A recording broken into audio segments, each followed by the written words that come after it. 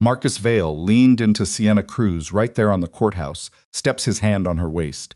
His mouth curled into something that wasn't quite a smile and wasn't quite a smirk, but landed somewhere between the two with practiced ease. He didn't bother lowering his voice.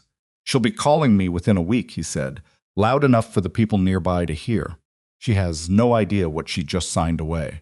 Sienna laughed, tilting her head against his shoulder, her perfume cutting through the cold morning air.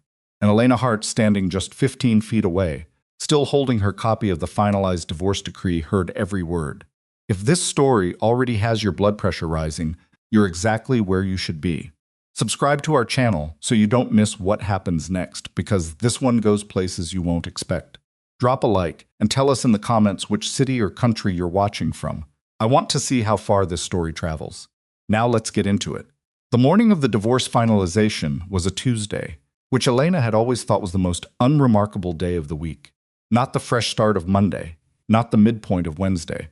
Just Tuesday plain, forgettable, and somehow appropriate for the legal end of 11 years of marriage. She had parked 3 blocks from the courthouse because the garage fees were absurd, and she wasn't about to spend $14 for the privilege of watching her marriage dissolve. That was the kind of thinking that had kept her sane through the last 4 months. Small practical decisions stacked one on top of the other, like stones forming a path out of a place she'd been stuck in longer than she'd admitted to herself. Her attorney, Vivian Okafor, met her on the corner of 5th and Larimer with 2 paper cups of coffee and no pleasantries. "Nervous?" Vivian asked. "No," Elena said, which was true.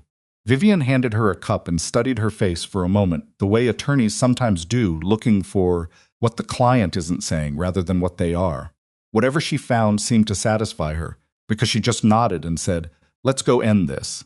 The courthouse lobby smelled like old carpet and recycled air. Elena signed in at the security desk, dropped her keys and phone into the plastic tray, and walked through the metal detector with the same low-grade detachment she'd been feeling since she'd woken up that morning. She'd eaten half a piece of toast. She'd fed the cat. She'd put on the gray blazer she'd bought specifically for today, not because it was her most flattering piece, but because it fit properly and didn't need ironing. And she had decided weeks ago that she was not going to spend her emotional energy on clothing choices the day her marriage legally ended. Marcus was already in the hallway outside courtroom 4B when she arrived. Of course he was. He'd always had a talent for arriving just early enough to establish territory. He was wearing a suit she didn't recognize, charcoal, well cut, the kind of jacket that costs money and is meant to show it. Sienna was beside him, which Elena had anticipated, but had still needed a moment to metabolize when she'd first heard about it 2 months ago. Sienna was 29, a project coordinator at the architecture firm where Marcus had been a senior manager for the past 6 years. She had the kind of confidence that was really just youth with good posture, and she was standing close enough to Marcus that her shoulder touched his arm. Marcus looked up when Elena appeared at the end of the hallway. For a moment, neither of them spoke. Elena kept walking, not hurrying, not slowing, just covering the distance at the same pace she'd started with, because she had nothing to prove by arriving or by waiting. "Elena." His voice carried the tone he always used when he was positioning himself, the one that was meant to sound measured, but was really just controlled impatience. "Marcus," she said. That was the whole greeting. 11 years. And that was what it came down to, 2 first names exchanged in a courthouse hallway while a woman in her late 20s watched from 2 feet away. The hearing itself lasted just under an hour. There was very little to contest.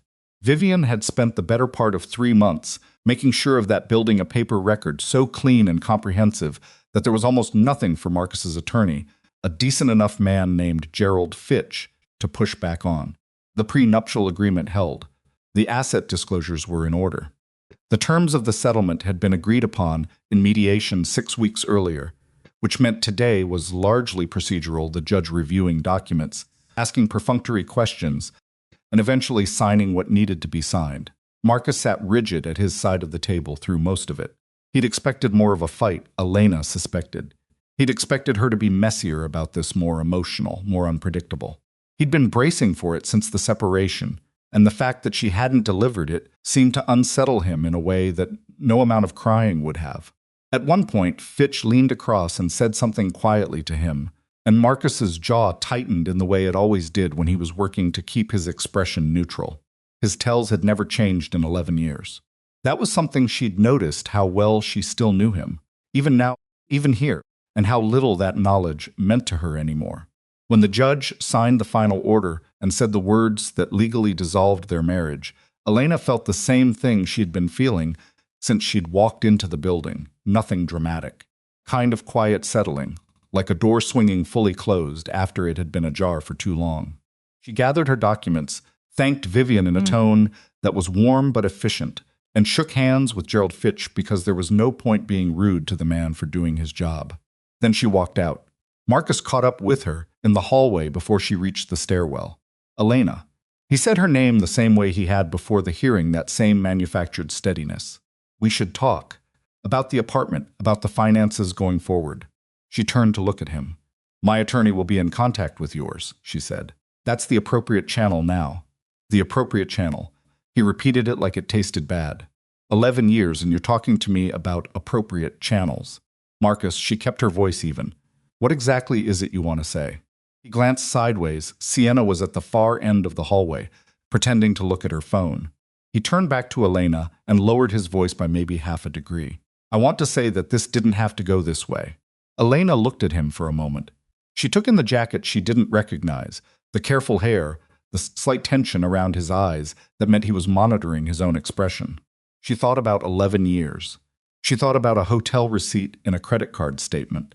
She thought about a private investigator's report sitting in a manila folder in Vivian's office, time-stamped and itemized, 23 pages of documentation covering 18 months of choices Marcus had made while she was working and cooking dinner and generally behaving as though her marriage was real.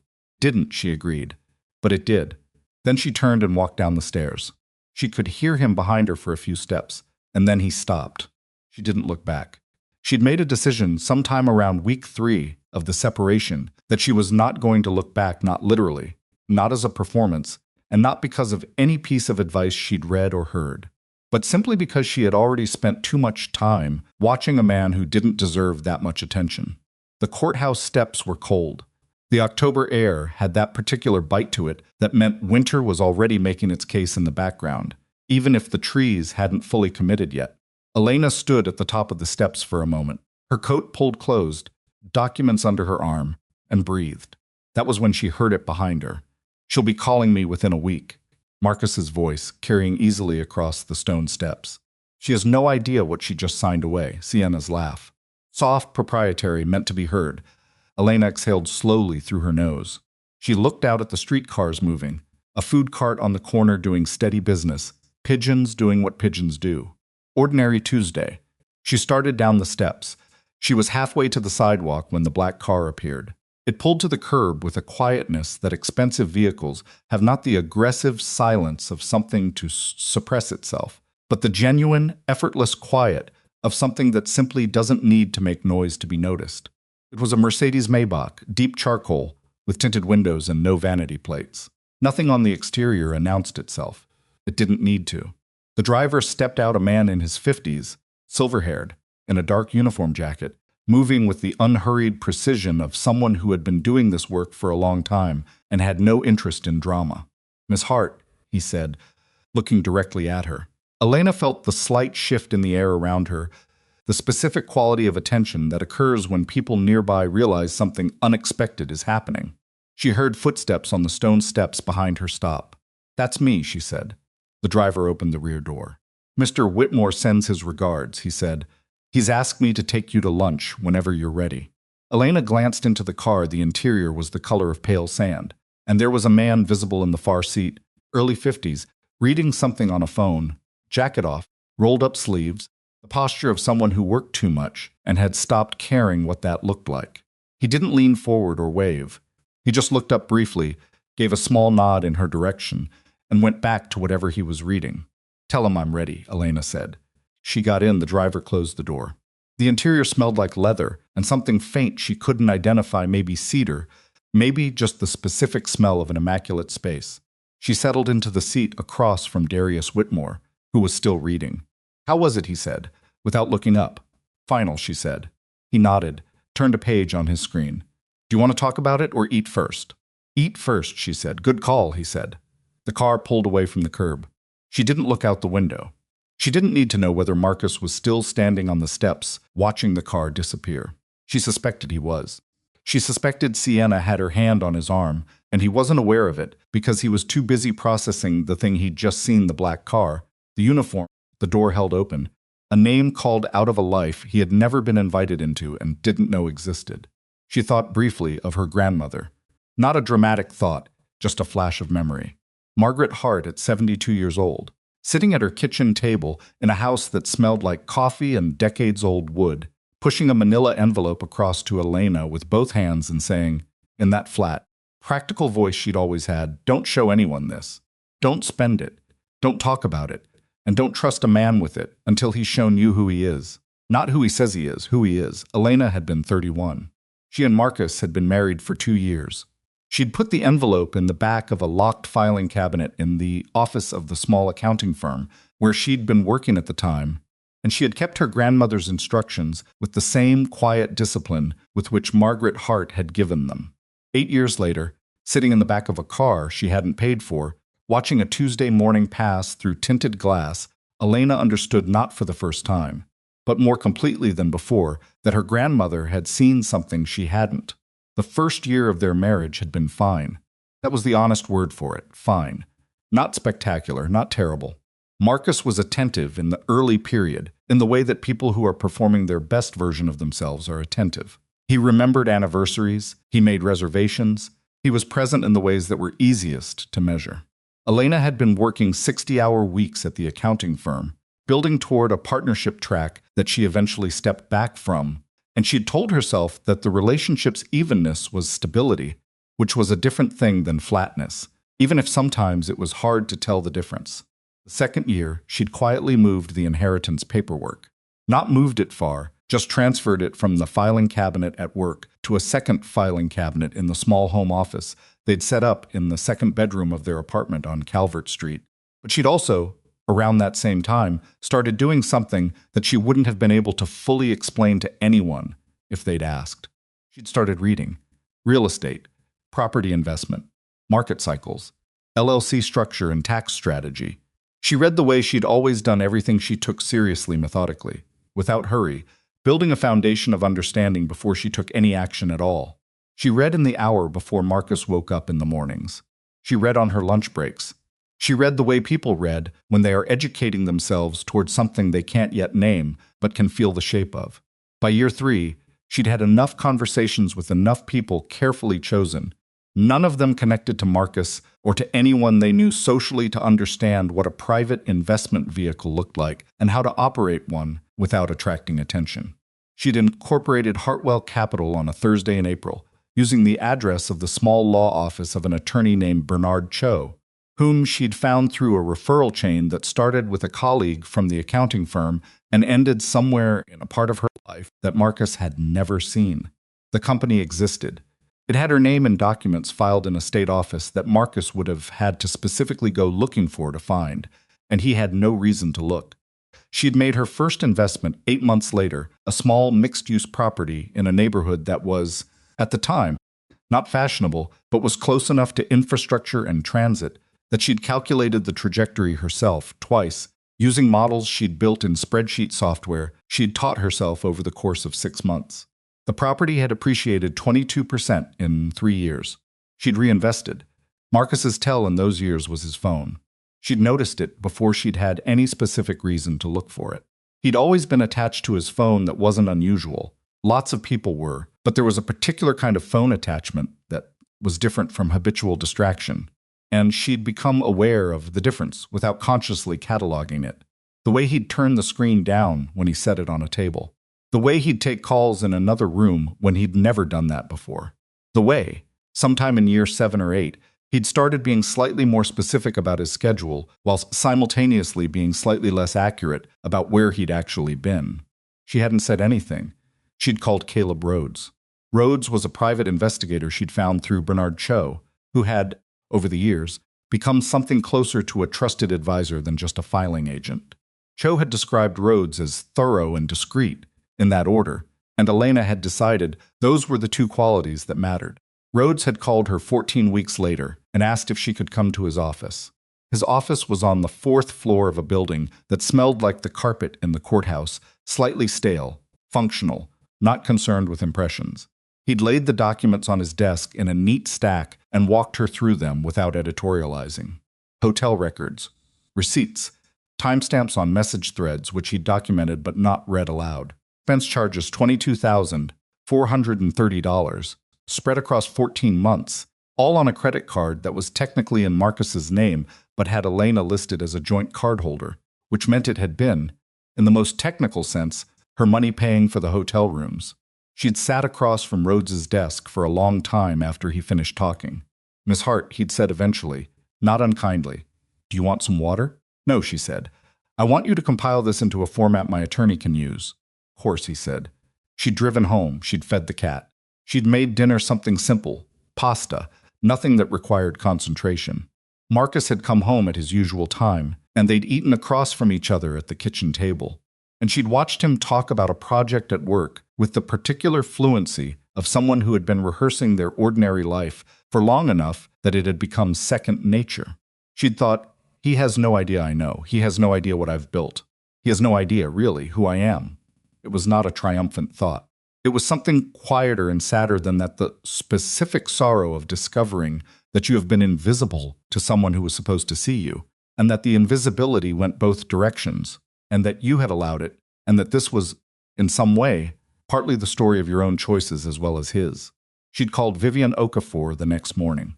Darius Whitmore set his phone down somewhere on the outskirts of the city when the driver had taken them off the highway and into the low, sun-washed sprawl of the commercial district where the restaurant was. "I should tell you," he said, "that my EA already moved 3 things on my calendar to make lunch work today." "She's mildly annoyed, should I be sorry," Elena said. "No," he said. "I told her to move them. She's annoyed at me." "Is she often annoyed at you?" "Regularly," he said. "She's been with me for 9 years. She's earned the right."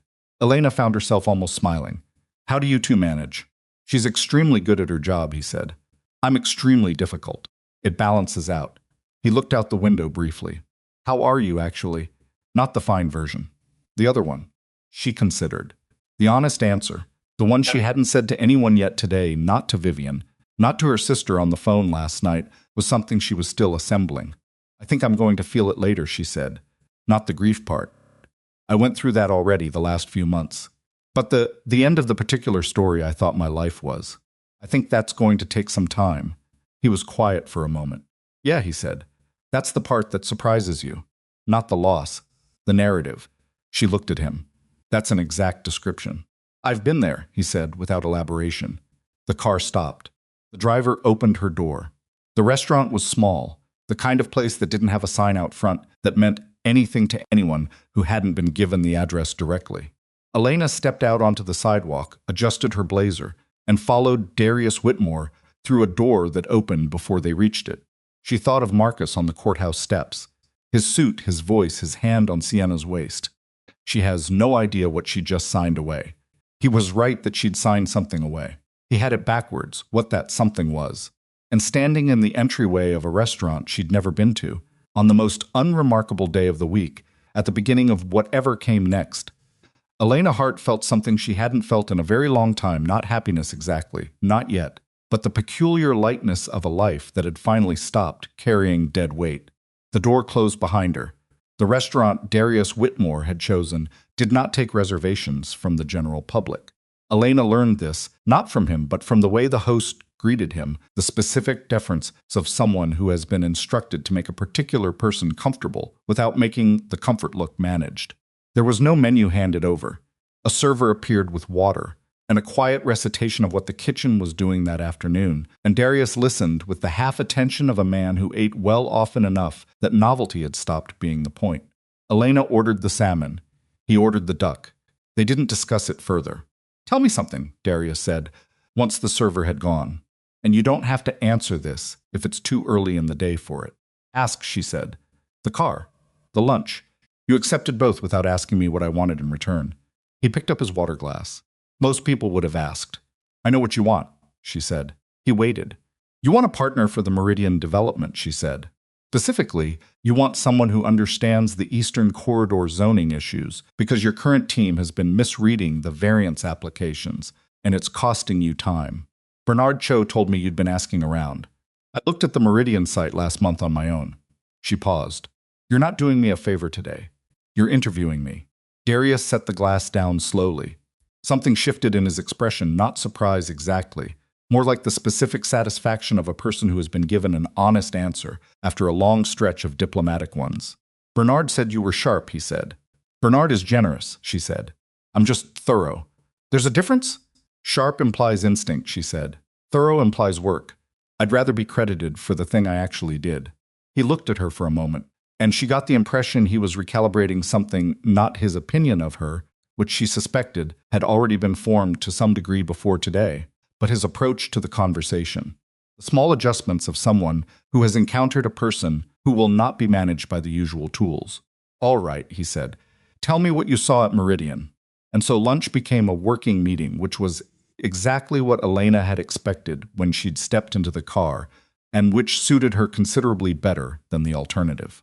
She talked. He listened in the way that people listen when they are genuinely trying to understand rather than waiting for their turn to speak. He asked 3 questions in the first 20 minutes, all of them precise, all of them aimed at the gaps in what she'd said rather than the surface of it. She answered them the same way she'd answered everything for the last several years, with the specific confidence of someone who had done the work and therefore had no need to perform certainty. Outside, the city moved. Inside, the food arrived, and they ate and talked, and the afternoon light shifted on the table between them. And Elena felt, with a clarity that surprised her in its simplicity, that she was exactly where she was supposed to be. Not because the day had been easy, not because anything had resolved itself, but because she had built, quietly and without assistance, a life that could hold her.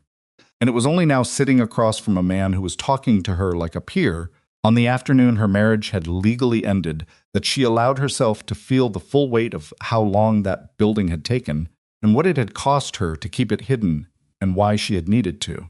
To understand that, you had to go back. Not to the courthouse, not to the hotel receipts, not even to the night she'd first noticed Marcus's phone face down on the kitchen counter. You had to go back further to a kitchen table in a house that smelled like coffee and old wood, and a woman in her early 70s who had lived long enough to know exactly what she was giving her granddaughter and why. Margaret Hart had not been a warm woman in the conventional sense. She was not the grandmother who baked. She did not dispense advice in the form of homilies or wrap her opinions in softness. What she was precise. She saw things clearly, and she said what she saw, and if that made people uncomfortable, she had reached a point in her life where she considered that their problem rather than hers. She had built her own money over 40 years, not inherited, not the result of a fortunate marriage, though she had been married for 31 years to a decent man named George, who had predeceased her by 9 years, and who she had loved in the practical, undemonstrative way of people who show their feelings through action rather than declaration. She had built it through real estate, through patience, through a gift for reading a neighborhood's future that she'd never been able to fully articulate, but had relied on with consistent success. When she was diagnosed with the illness that would eventually take her, she had already been planning for some time. She'd restructured her estate, set up the trust, and worked through Bernard Cho's predecessor at the same law office to ensure that the largest portion of her assets passed to Elena in a form that was separate, protected, and not subject to the claims of anyone else, including any spouse. She had done this not because she disliked Marcus, whom she had met 3 times, and found adequate in the way she found most people adequate until they proved otherwise. She had done it because she had watched Elena's mother, her daughter, hand over every financial decision to a man who had made most of them badly, and she had decided that she would not allow the same architecture to replicate itself in the next generation if she could prevent it. The envelope she'd pushed across the kitchen table contained a cashier's check for $12 million, a summary of the trust structure, and a single handwritten note on the back of a piece of notepaper that read, "This is yours. Not ours. Not his, yours. Don't forget the difference." Elena had been 31. She and Marcus had been together for 5 years, married for 2.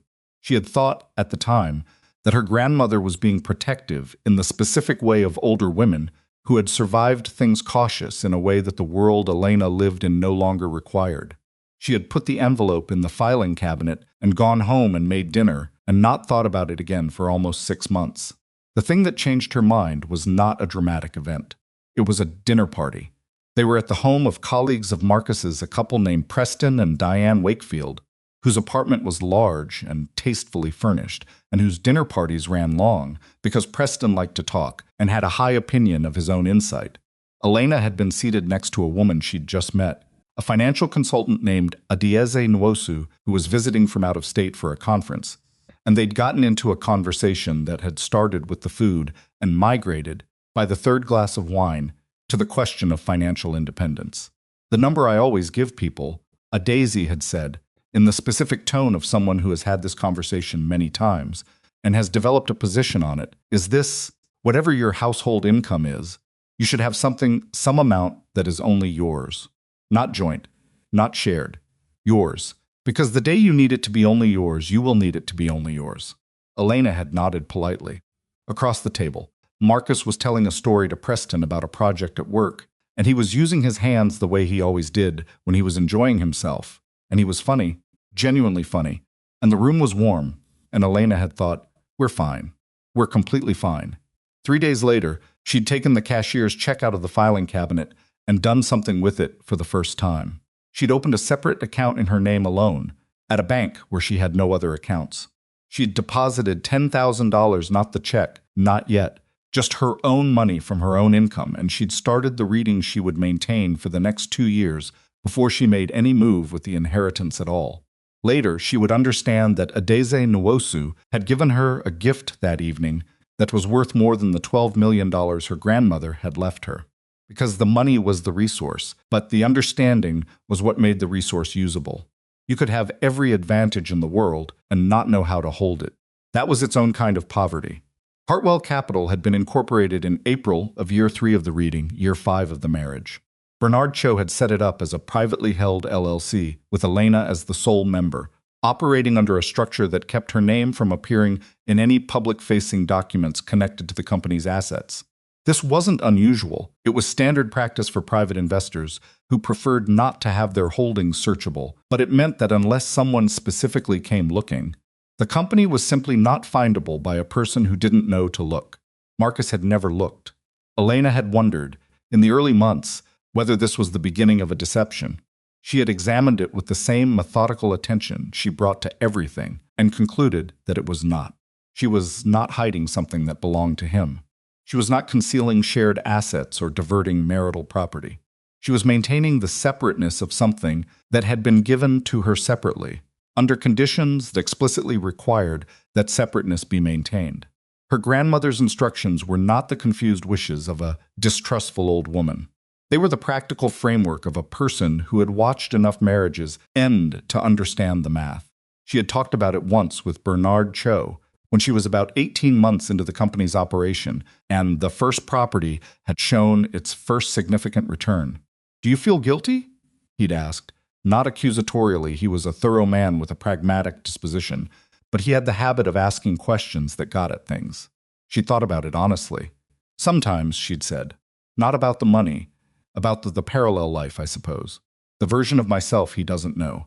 And if he asked, I'd tell him," she said. "I've never lied to Marcus. I've just never offered information he didn't ask for." "That's a distinction worth holding on to," Cho had said. She'd held on to it. And over the years, as the company grew, first 1 property, then 3, then a portfolio of mixed-use holdings that she managed with the help of a small team of people she'd hired carefully and paid well, and whose confidentiality she'd protected through proper contractual channels. She had held on to it as the operational principle of a life lived in 2 registers, the ordinary one Marcus inhabited with her, and the other one she inhabited alone. The ordinary one had not been nothing.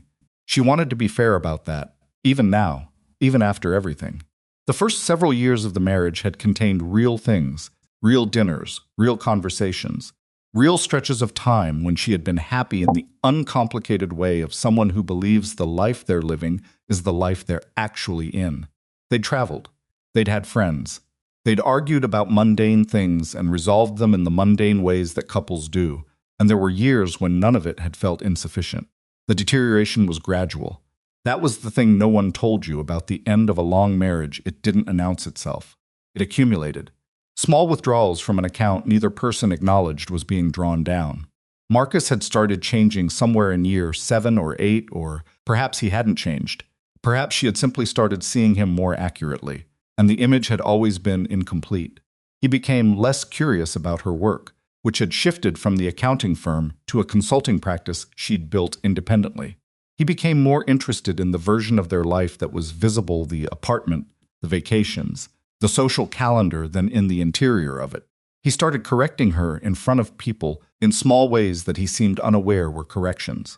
And when she mentioned it once, carefully, he'd been genuinely surprised and then mildly defensive, and then the conversation had dissolved into something that looked like resolution, but was really just avoidance. She had stayed. She had stayed because she was not impulsive, because leaving required more certainty than she had managed to assemble, because she was in the specific way of people who know how to build things slowly, building her certainty brick by brick, the same way she built everything else. And then Rhodes had laid the documents on the desk. $22,000. 14 months. Hotel rooms billed on a card with her name on it. Not all of it egregious. Some of it was technically within the gray area of what a joint card might be used for, if you were willing to be generous in your interpretation. Elena was not. The account she was drawing on to interpret Marcus's behavior had been depleted for a long time. There was nothing left to draw on. She'd called Vivian Okafor that same evening from her car, parked outside a grocery store she had no intention of going into. "I need to file," she'd said when Vivian picked up. Pause. Vivian had known this call might come. Elena had consulted her once, obliquely, about 18 months earlier, about the general structure of marital dissolution in their state, framed as a professional question about a client. Vivian had answered it as a professional question and had not pushed. Now she understood. "When do you want to come in?" Vivian said. "Tomorrow," Elena said. "Morning, early. I'll be there." The separation had taken 4 months to formalize and another 2 to move through the mediation process. Marcus had been difficult in the early stages, not violent, not dramatic, but strategically difficult in the way of a man who believes that if he creates enough friction, the other party will eventually give up from exhaustion. He had underestimated, significantly, Elena's tolerance for friction. She had spent 11 years managing her parallel life with no one's help. She was extremely comfortable with friction. In the mediation sessions, his attorney had pushed on several fronts: the apartment, which was jointly titled; the retirement accounts, which were legitimately marital assets subject to division; her income from the consulting practice, which was marital income and treated accordingly. She had conceded the things that were fair to concede and held firm on the things that were not. And Vivian had built a case architecture that made it effectively impossible for Marcus to access anything connected to Hartwell Capital, because the company predated any commingling of assets and had been consistently maintained as separate property with documentation going back to its inception. He hadn't known Hartwell Capital existed until the financial disclosure process. The moment when he'd seen it in the documents, a privately held LLC with a real estate portfolio she'd declined to enumerate in detail beyond the legally required minimum, had been, by Vivian's account, extremely quiet. "He didn't say anything?" Elena had asked. "Not at first," Vivian said. Then he asked how long. "I said that was a question for you, not me." He had never asked her directly. She suspected he hadn't been able to formulate the question in a way that didn't implicate him in his own incomprehension. To ask "how long have you been doing this" was to admit that he had shared a life with someone for 11 years without knowing them. That was not a question Marcus Vail was equipped to ask out loud. By the time she'd stepped into the Maybach outside the courthouse, the portfolio behind Hartwell Capital had grown to somewhere in the range of $40 million in total asset value. She hadn't given Marcus the number. It wasn't relevant to the settlement, which dealt only with the assets to which he had any legitimate claim, and those had been enumerated and divided with clinical precision. He knew the company existed. He didn't know what it was worth. She assumed he'd spend some time trying to find out, and that the number, when it reached him, would land with the specific weight of something that cannot be unfelt. Darius refilled her water glass from the carafe on the table and said, "The variance issue on the eastern corridor is fixable. Question is whether your structure can move fast enough to make it worth the partnership." "Hartwell's structure is specifically designed to move fast," she said. The decision chain has two people, me and my operations director. That's it. Who's your operations director? A woman named Priya Anand, Elena said. She's been with me for 4 years. She's better at logistics than I am, and she knows it, which means she's not wasting time being modest about it. I like that, he said. So do I, Elena said. It's the reason she still works for me.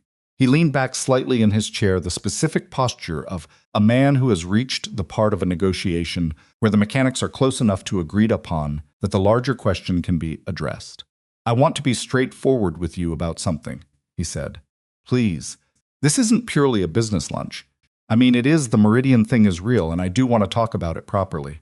But I'm also aware that today is not a neutral day for you, and I made the call to reach out anyway, which is probably a thing I should account for. He looked at her directly. I don't want you to feel managed. Elena considered this for a moment. She appreciated the honesty. She also appreciated that he delivered it without apology, which would have undermined it. I don't, she said. I knew what today was when I accepted the car. I'm not in the habit of making decisions I don't mean. That's what Bernard said. Bernard is observant, she said. He also said you were the most disciplined person he'd worked with in 30 years of practice. Darius said it without inflection, not as a compliment he was deploying strategically, just as information. He's been generous again, she said. He said you'd say something like that. She almost smiled. What else did he say? That you built something real, not leveraged to the edge, not dependent on conditions staying favorable. Genuinely real, he paused. In my experience, that's rarer than it sounds. She looked at the table for a moment. Outside, the afternoon was fully established now, the light lower and more golden than it had been when they'd arrived. She thought of Hartwell Capital's first property, a narrow, unremarkable building in a neighborhood that smelled like diesel and ambition, that she'd bought for $480,000 on a Tuesday not unlike this one, standing in a parking lot on her lunch break from the accounting firm, while her then-husband believed she was at a work lunch. She thought of the years of reading, the years of building, the years of maintaining two lives, simultaneously, without allowing either one to collapse the other. She thought of how much she had carried, and how quietly, and how she had not resented the weight because it was hers, freely chosen, purposefully held. I built it the only way I know how to build anything, she said. Slowly, without announcement, Darius was quiet for a moment. Then he said, that's exactly the kind of partner Meridian needs. Outside the restaurant, the city moved at its ordinary pace, unaware, as cities always are, of the specific significance of any particular afternoon within them. Inside, Elena Hart sat across from a man who was talking to her like a peer and asking about the future, and she felt the forward motion of the thing she had spent the last decade constructing begin to find its speed. Not because today had been easy, not because the marriage ending had been painless or the choices behind it had been simple, but because the life underneath the life had always been there, solid and documented and legally impenetrable, and now that she no longer had to keep it underneath anything, she was beginning to understand what it looked like when it was simply allowed to exist. She thought of Marcus on the courthouse steps one more time, not with anger, not with satisfaction, but with the specific, flat clarity of someone completing a final accounting.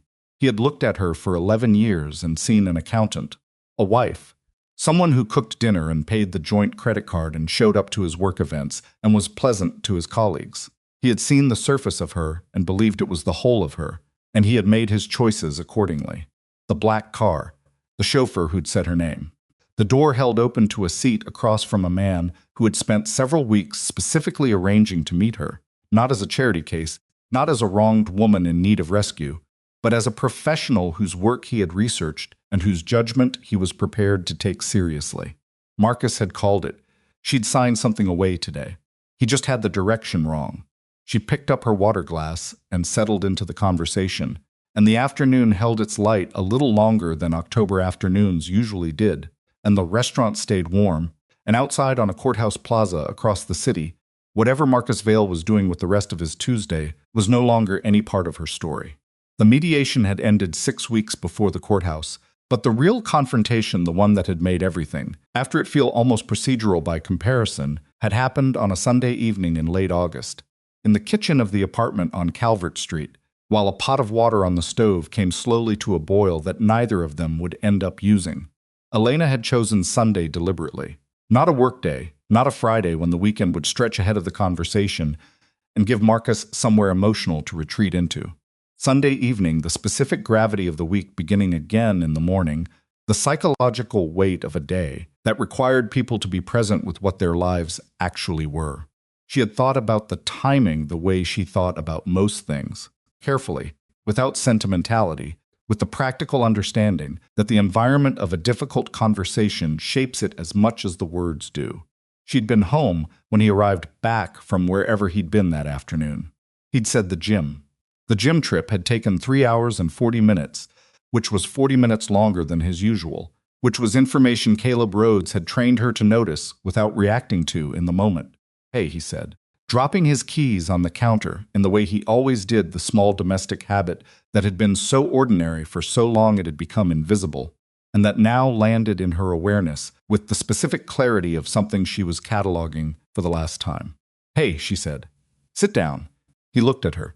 Not alarmed, not yet, but attentive in the way animals are attentive when the air shifts slightly. "I'm going to shower first," he said. "Marcus." Her voice was even. "Sit down." He sat. She had placed the folder on the table earlier in the afternoon. Plain manila folder, nothing written on the outside. She pushed it across to him now without opening it. He looked then at her. "What is this?" "Open it," she said. He opened it. She watched him go through it. Not quickly, he was the kind of person who read things carefully when he was nervous, parsing each line rather than skimming, as though precision might reveal an error that would make the problem not be what it appeared to be. His face changed in stages. First, the careful neutrality of someone trying to read a document without reacting to it, then a specific tightening around his jaw that she knew well, then something that was not quite shame and not quite anger, but was trying to decide which one to become. He set down the page he was holding. He didn't look up immediately. The water on the stove made a small sound, the first trembling motion before a full boil. Neither of them moved to turn it off. "Who did you hire?" he said finally. "That doesn't matter," she said. "It matters to me." "It doesn't change what you're looking at," she said. "The name of the person who documented it doesn't alter what you did." He closed the folder. He put both hands flat on the table, the way he sometimes did when he was trying to organize himself. "Elena, I'm not going to do the part where you explain it," she said. "There's nothing in there that has an innocent explanation. I've looked at it for a long time. I've thought about whether there was one. There isn't." He was quiet for a moment. The water was beginning to move more urgently now. "How long have you known?" "Long enough to be certain," she said. "Long enough to prepare." Something crossed his face then, a new thing, separate from the guilt and the calculation. Something that might have been the beginning of a real question. Prepare for what? She reached beside her chair and placed a second document on the table. This one was not in a folder. It was a clean, tabbed document, professionally bound, with the name of Vivian Okafor's firm on the cover page. "Divorce papers," she said. "Already drawn up, already reviewed by both sides. The mediation process begins next week if you choose to engage it. If you don't, we proceed through the court." He stared at the document. Then he laughed, a short, disbelieving sound that had nothing happy in it. "You're serious." "I've been serious about very few things the way I'm serious about this," she said. "Elena." He shifted forward in his chair, and she could see him assembling the version of himself that he used when he needed to persuade the earnest posture, the voice calibrated to suggest that he was speaking from somewhere unguarded. She had watched him use it in professional situations for years. She had watched him use it on her in smaller domestic arguments. She recognized it the way you recognize a familiar road. "I know what it looks like, but we can get through this. People get through this. It's not Marcus," she said. "Don't. I'm trying to talk to you. You're trying to manage me," she said. "There's a difference, and you know there is." He stopped. She could see him recalculating. "You can't afford to do this," he said. His voice had changed, dropped the earnestness, picked up something harder. Not threatening, but practical in the specific way of a person who has decided that appeal has failed and is moving to leverage. "Your consulting income, the apartment, you know how the finances work. You know what you'd be walking away from." Elena looked at him for a long moment. She thought of her grandmother's table. She thought of the filing cabinet, the reading, the years of building something he had no idea existed. "I want to ask you something," she said. "What, in 11 years, did you ever once ask me about my work? Not the surface of it, not how was your day, but actually ask. What I was working on, what I was thinking about, what I was building." She kept her voice level. "Did you ever ask me who I was becoming? He opened his mouth. Closed it. I'm not asking to hurt you, she said. I'm asking because the answer explains everything about how we got here. Not just what you did, how we got here. The water on the stove had reached a full boil now, rattling the lid, the steam beginning to cloud the air above the burner. He pushed back from the table and turned off the stove. It was such a habitual, ordinary gesture, the kind of thing you do without thinking, because you have done it 10,000 times, that it stopped them both for a moment. He stood with his back to her, one hand still on the stove knob. I thought you were fine, he said. His voice had lost the management quality. It was something rawer now, something she almost didn't recognize because she had seen it so rarely. I thought we were fine. I know, she said. That's not... He turned around. His face was not what she'd expected. There was no indignation left in it, just a kind of stunned incomprehension that was, in its own way, worse than anger would have been. That's not good enough, is it? No, she said. It's not. He sat back down. He looked at the divorce papers without touching them. You've already decided. I decided the day I saw what Rhodes found, she said. Gave myself 2 weeks to reconsider, because I wanted to be sure I wasn't deciding from the wrong place. At the end of 2 weeks, I was still decided. What's the wrong place? Anger, she said. Hurt. The wanting to hurt back. Those are real things. They were there. But I didn't want to make a permanent decision from a temporary feeling. He was quiet for a long time. Outside, the Sunday evening moved through its last hour, the city settling into the particular stillness of a night before a work week. Somewhere below them, a car door closed. A dog barked once and then stopped. There's someone else for you, he said. It wasn't a question. No, she said, and it was true. Darius Whitmore existed in her professional world and would not cross into her personal one for more than a year after this conversation. There isn't. Then why he stopped? Reorganized. Why the limousine? After the courthouse, she looked at him. What limousine? He looked back at her. I saw you get into a car. After the finalization. A driver. Someone called your name. That was a business associate, she said. We had a working lunch. A business associate, he repeated. The specific flatness of the repetition told her he was hearing it but not yet processing what it implied the width of the life she had that he wasn't in. Marcus, she said. The papers need a response within 10 days. Vivian's contact information is on the cover page. I'd encourage you to use it. He picked up the folder with Rhodes's documentation. He held it without opening it. This was expensive, he said. The investigation. Yes, she said. You had money I didn't know about. She looked at him steadily. I had money that was mine, she said. That's a different thing. He put the folder down.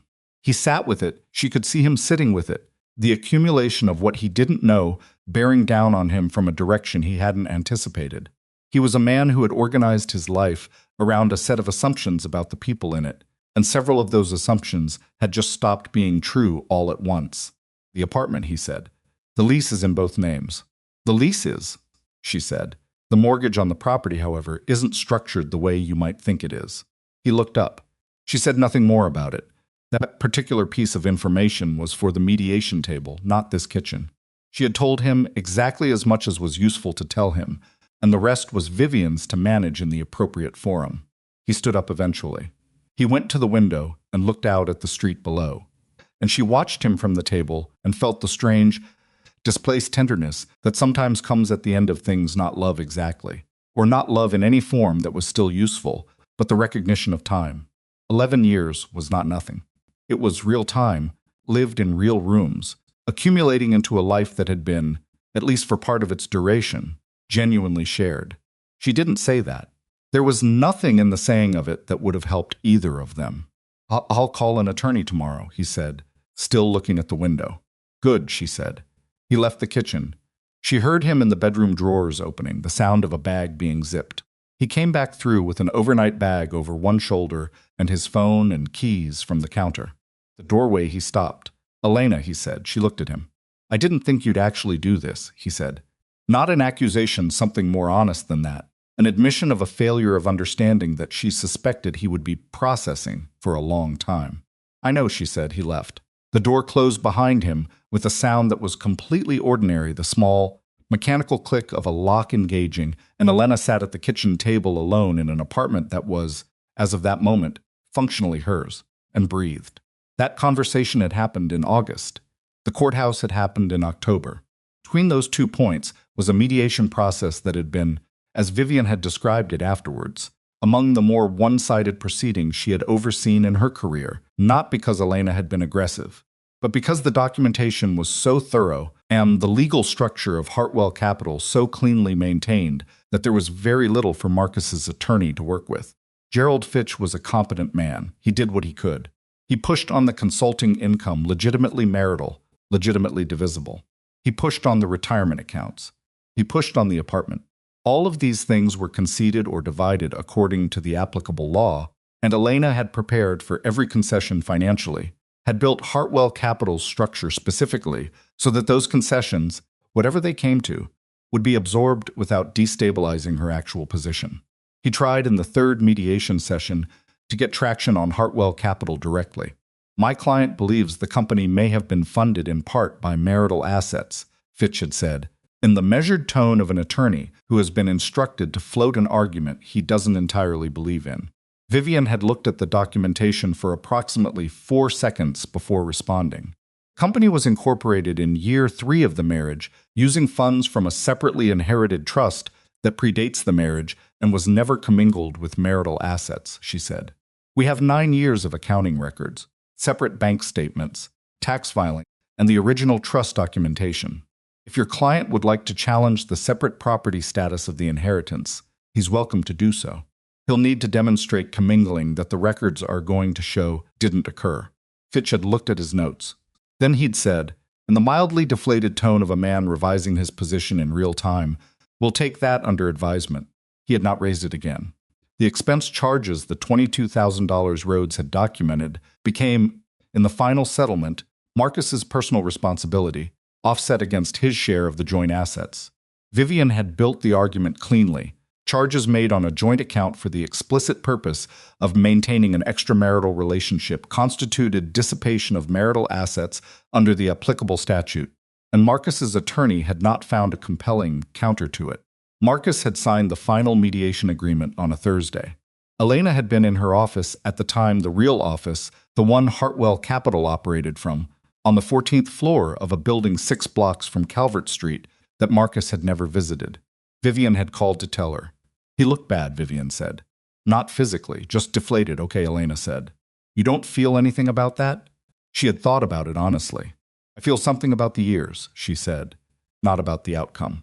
Now 6 weeks later, sitting in a working lunch that had extended well past the reasonable length of a working lunch, she felt the courthouse morning settling into her body the way significant days do not dramatically, but as a kind of density in the chest, a weight that would need time to be processed fully. Darius had been talking about the Meridian site's eastern boundary issue, a zoning variance that his team had been attempting to resolve for 4 months with inconsistent results, and Elena had been listening with the part of her brain that stayed, engaged regardless of emotional weather, because that part had been trained over years of necessity to function independently of whatever else was happening.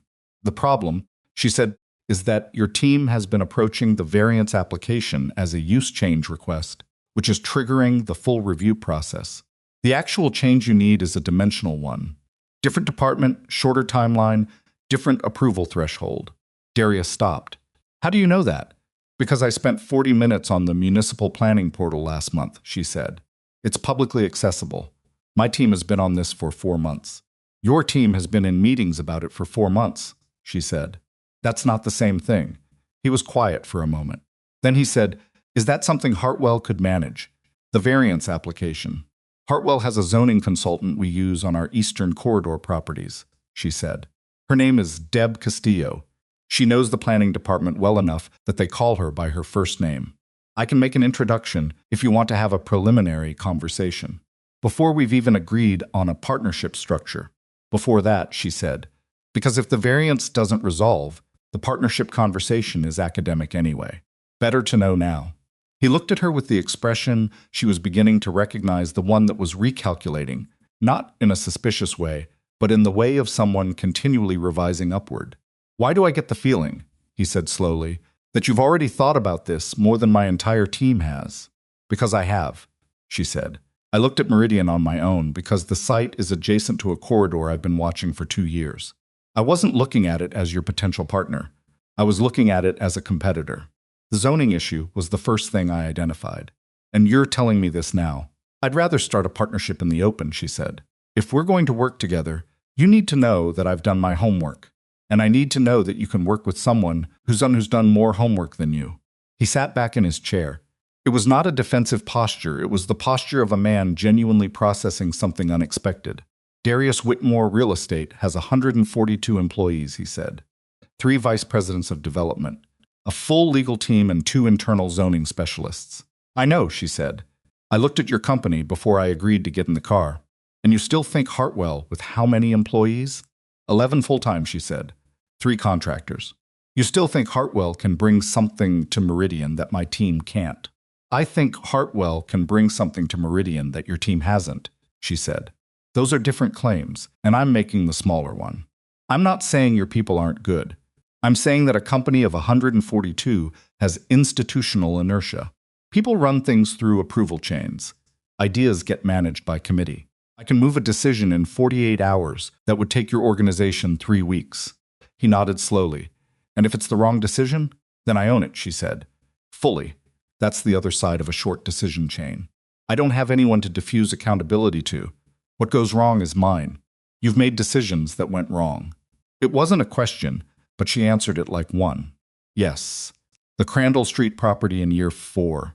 I bought it 6 months early. The neighborhood hadn't turned the corner I'd projected. I held it for 2 years at a loss before it recovered. Cost me time and carrying expenses and sleep. I got impatient. She paused. I haven't gotten impatient since. He was quiet for a moment. Then he picked up his coffee. It had been sitting there long enough to be lukewarm, and he drank it without remarking on it. I want to bring you to the Meridian site, he said. This week, if you're available. Walk it with me. Let me show you what we're working with on the ground, and you tell me what you see. I'm available Thursday afternoon, she said. Thursday afternoon works. She made a note in her phone, not because she would forget, but because she had learned years ago that the gesture of writing something down signaled to the other person that you were taking it seriously, and she was. Outside, the afternoon had definitively turned toward evening. The restaurant had grown quieter around them, the lunch crowd gone, the dinner service not yet begun. That particular lull in the middle of a service day when the floor staff reset and the kitchen takes a breath. They were the only table still occupied. I should let you go, she said. I have a 6 o'clock call, he said without urgency. But yes. She gathered her things. He waved off the check before it reached the table. She noted it, didn't protest, filed the debt for a future occasion. These were the small negotiations of a professional relationship in its first hours, and she was, as in most things, patient. At the door, he said, Elena. She turned. For what it's worth, he said, and I understand if it's not worth much today. Specifically, I think what you built is remarkable. Not the numbers. The discipline it took to build it the way you did. She looked at him. He wasn't performing it. That was the thing she was most sensitive to, and it was absent. He was just saying a true thing, in the direct way of someone who has decided life is too short to say true things sideways. It took a long time, she said. Things worth having usually do, he said. The car was waiting. She got it, and this time the seat across from her was empty, and she rode back across the city alone, watching the early evening light make the buildings look briefly like something from a distance rather than something you were inside of. The day was settling. The marriage was over. The company was real and growing and completely hers. And Thursday, she would walk a development site with a man who had researched her before he'd met her and decided she was worth an afternoon. She thought of Marcus one more time, not the courthouse version, not the folder on the table version, but an earlier version. A version from maybe year 4, standing in their kitchen on a Saturday morning, making coffee in his old college sweatshirt, talking about something inconsequential, easy in the way people are easy when they feel known. She had loved him then. That was true, and she wasn't going to lie to herself about it. But love, she had come to understand, was not the same thing as a reason to stay. Love was a fact about the past. What you did with the present was a separate question, with different inputs, requiring different answers. Car turned onto the highway. The city spread out beside them, and then fell away behind them. And Elena Hart sat in the back of a car she hadn't paid for, thinking about Thursday, thinking about Meridian, thinking about the thing her grandmother had written on the back of a piece of notepaper and the 11 years it had taken to fully understand it. This is yours. Not ours, not his. Yours, don't forget the difference. She hadn't forgotten. She had for a while perhaps not fully believed. But forgetting and believing were different things, and she had always known which was which. The driver took the exit for Calvert Street, and Elena watched the familiar neighborhood approach through the window and thought about what it would mean to sleep in that apartment tonight alone, for the first time by deliberate design rather than circumstance, in a space that was legally and completely hers, and felt something that wasn't happiness, but was in the same family as it. Relief, maybe. The specific relief of a long-sustained effort finally being allowed to rest. She would feel other things later. She knew that. The grief was real, and it would arrive in its own time, in its own form. Probably not when she expected it, probably at something completely mundane, a song or a smell or the specific angle of light on a Sunday morning. That was how it worked. You couldn't schedule it or prepare for it.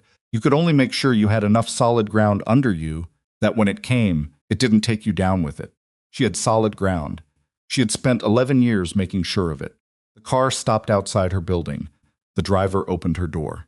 She stepped out onto the sidewalk and looked up at the building's face, the windows of her floor dark, the cat presumably on the couch, the filing cabinet in the office containing 9 years of documentation that Marcus Vale had sat across a dinner table from for a decade without knowing was there.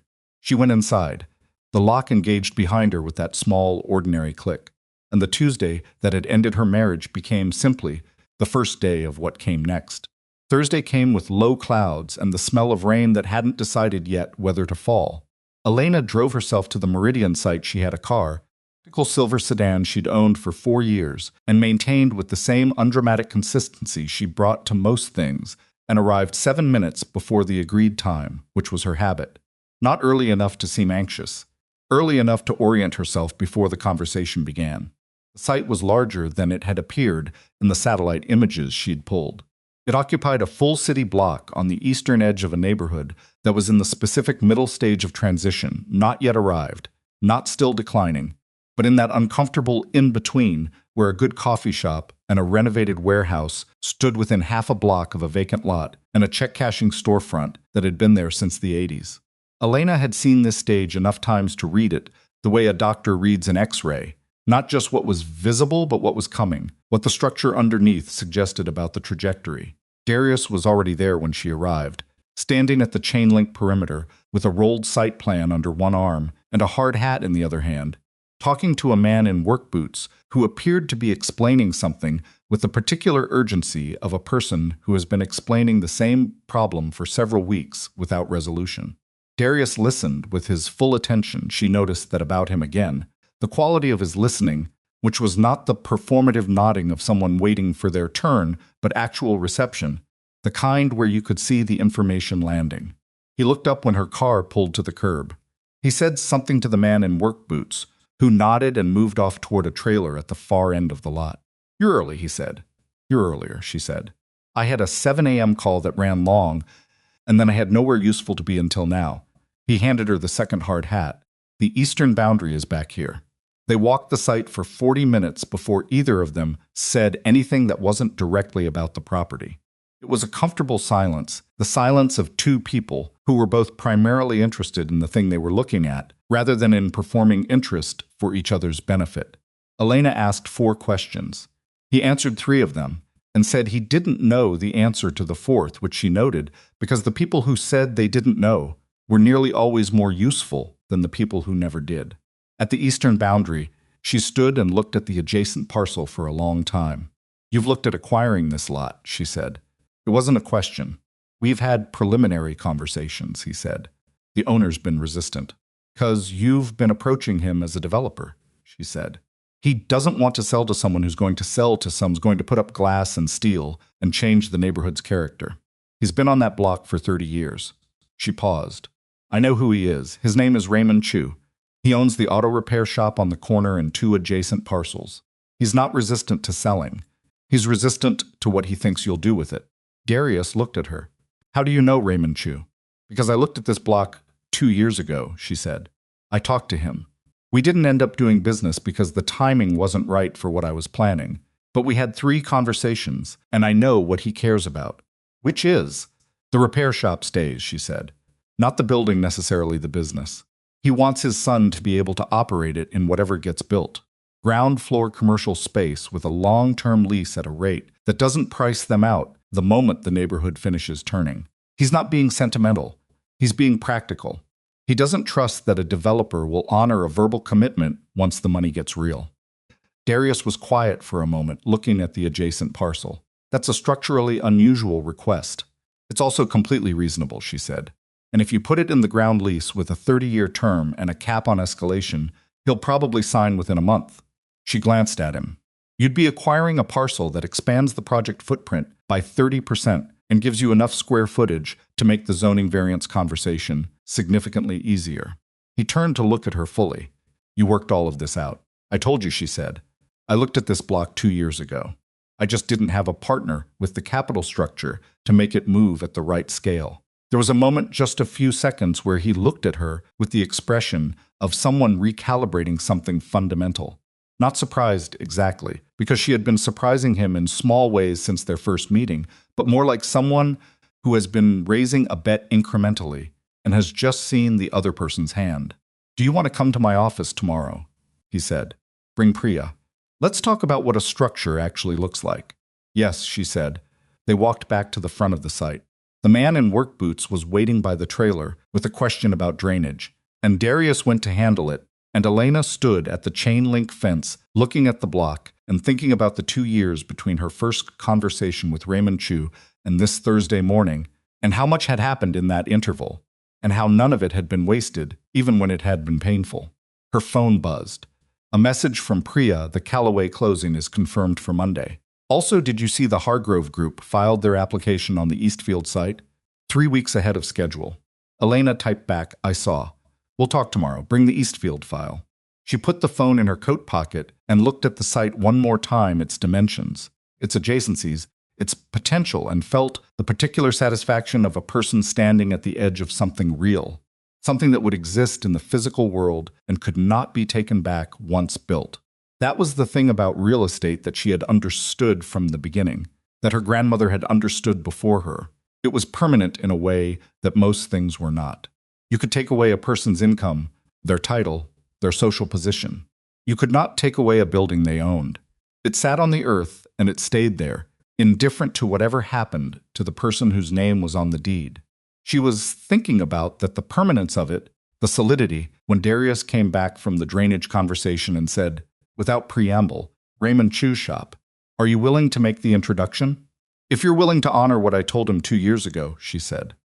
I'm not going in there as your advance team to soften him up for a deal that won't include what I described. The ground lease terms are real. I'll make the introduction. If they're a starting point for negotiation that erodes those terms, I'll introduce you separately and stay out of it. He looked at her steadily. The terms are real, he said. Then I'll call him this afternoon, she said. She did.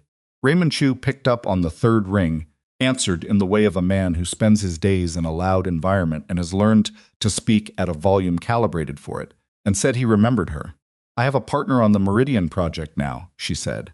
He's serious. The terms we discussed 2 years ago are on the table. I need you to know. That's not my words for what they'd like to offer. It's actually what they'll put in writing. Pause. She could hear tools in the background, the specific industrial sound of a working shop. Who's the partner? Raymond said. Whitmore Real Estate, she said. Another pause. He is, she said. He's also the one who agreed to the terms before I'd make the call. In that order. Raymond said, which was, she had learned in their earlier conversations, his version of serious consideration. When can we meet? When are you available? Saturday morning, he said. Before noon. Saturday morning, she said. I'll confirm the location and send it to you. She hung up and stood on the sidewalk outside the Meridian site, with the low clouds still making up their minds and the smell of possible rain still in the air, and thought that some things, if you were patient enough with them, had a way of eventually resolving in the direction they were always meant to go. The rain made up its mind at 4:15 that afternoon, while Elena was back in her office reviewing the Callaway closing documents with Priya. Came in the way fall rain comes not dramatically, just a shift from dry to wet that felt, once it had happened, like it had been inevitable all along.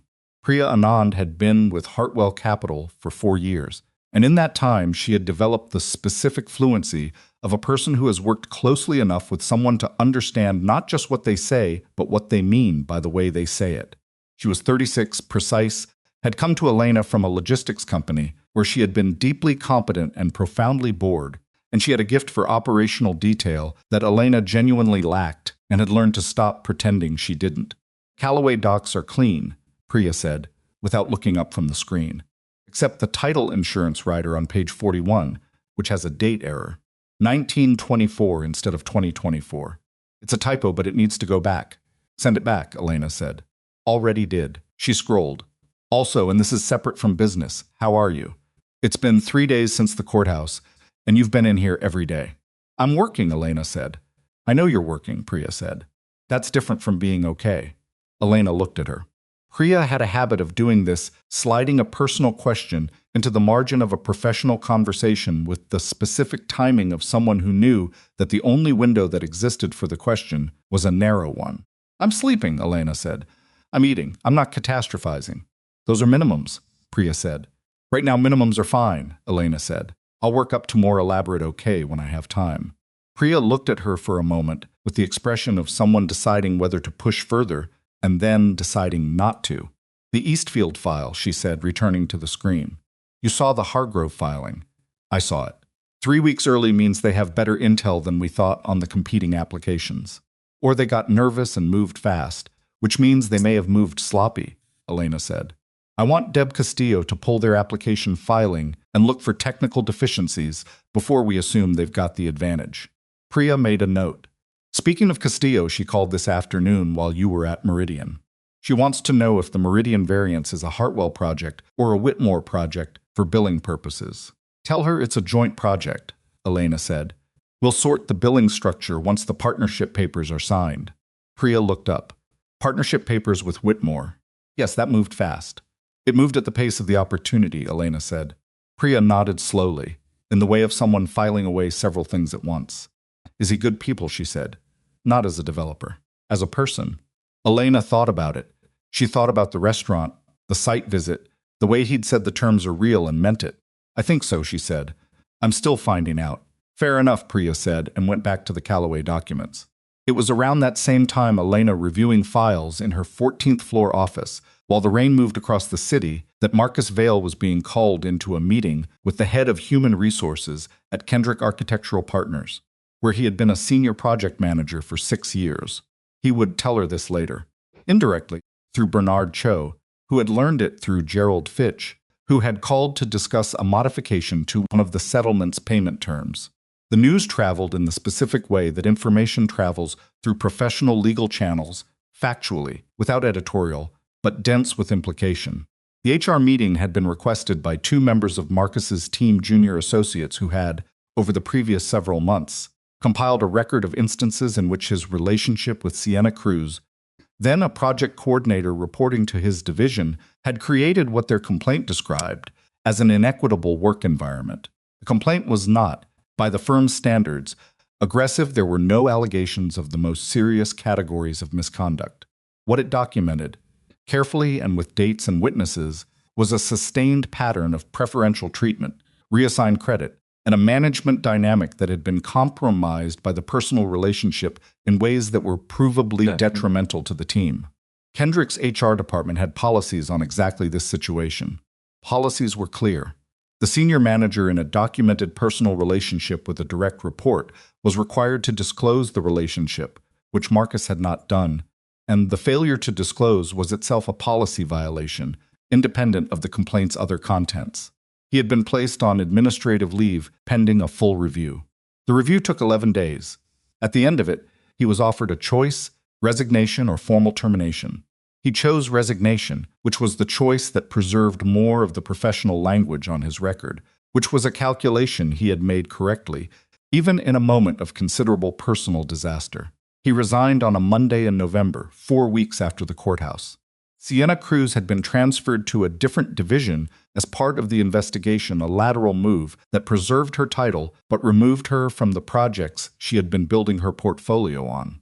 She was not sanctioned formally, because the firm's policy correctly located primary responsibility with the senior person, but the transfer was a setback in the specific way that transfers made under these circumstances always are. Everyone knows what they mean.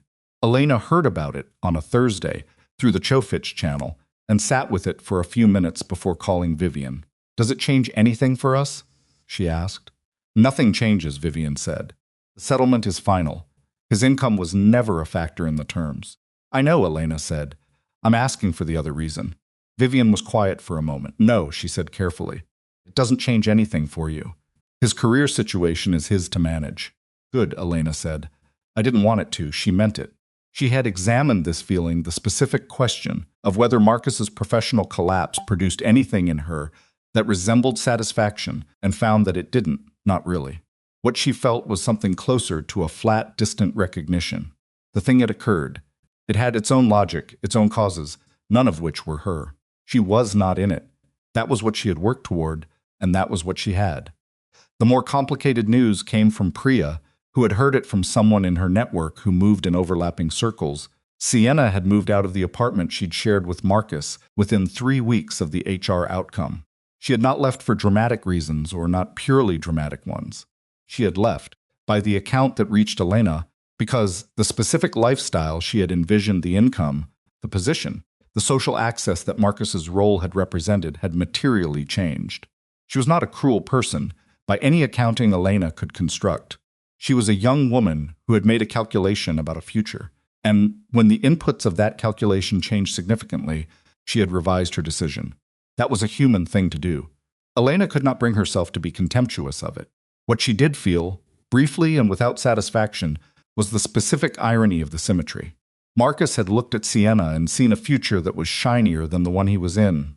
Sienna had looked at Marcus and seen a version of the future that turned out to be contingent on things she hadn't fully examined.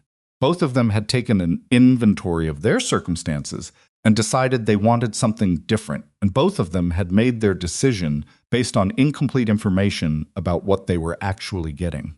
Elena had done the same thing, once. She had married a man she believed she knew and lived for years inside that belief, while the reality gradually diverged from it. The difference, the only real difference, was what you did when the divergence became undeniable. She had built something. That was what she had done. December arrived, which in the city meant bare trees and early dark, and the particular energy of a business quarter closing simultaneously with a calendar year, which produced a specific kind of controlled urgency in every professional context Elena operated in. Hartwell closed the Callaway property. The Meridian partnership structure was finalized and signed a joint venture agreement that Vivian had reviewed with a thoroughness that had required 2 rounds of revision and produced a document that was in her assessment as solid as any she'd seen. Priya had been present for the signing at Darius's offices, which occupied 3 floors of a building in the financial district and had the particular atmosphere of a place where serious work happened without needing to announce itself. She had come in prepared, had asked 2 questions during the contract review that had caused one of Darius's attorneys to revise a paragraph on the spot, and had left the meeting with the expression of someone who has sized up a new environment and found it adequate. "Well," Elena said in the car on the way back. "His team is good," Priya said. "The operations VP is sharp. The legal team is solid, but they defer to him too much. They'll draft what he wants rather than pushing back when they should. That's something to watch." "I'm watching it," Priya said. "Also, the office is nicer than ours." "Our office is functional," Elena said. "It's very functional," Priya agreed, in a tone that communicated several things without saying them. Elena almost laughed. "After Meridian closes, we'll talk about the office." "I'll hold you to that." The Meridian project moved quickly. Once the partnership was formalized, quickly, in the sense that estate development moves quickly, which is not the speed of other industries, but has its own internal logic of momentum. Deb Castillo resolved the variance application within 6 weeks of being brought in through the dimensional reclassification Elena had identified. The adjacent parcel negotiation with Raymond Chu concluded on terms that matched what Elena had described to Darius at the chain-link fence: a 30-year ground lease, escalation cap, space for the auto repair shop in the ground floor commercial footprint. Raymond had signed on a Saturday morning in a conference room at Hartwell's offices, and had shaken Elena's hand afterwards with the grip of a man who had spent 30 years working with his hands and who meant the handshake.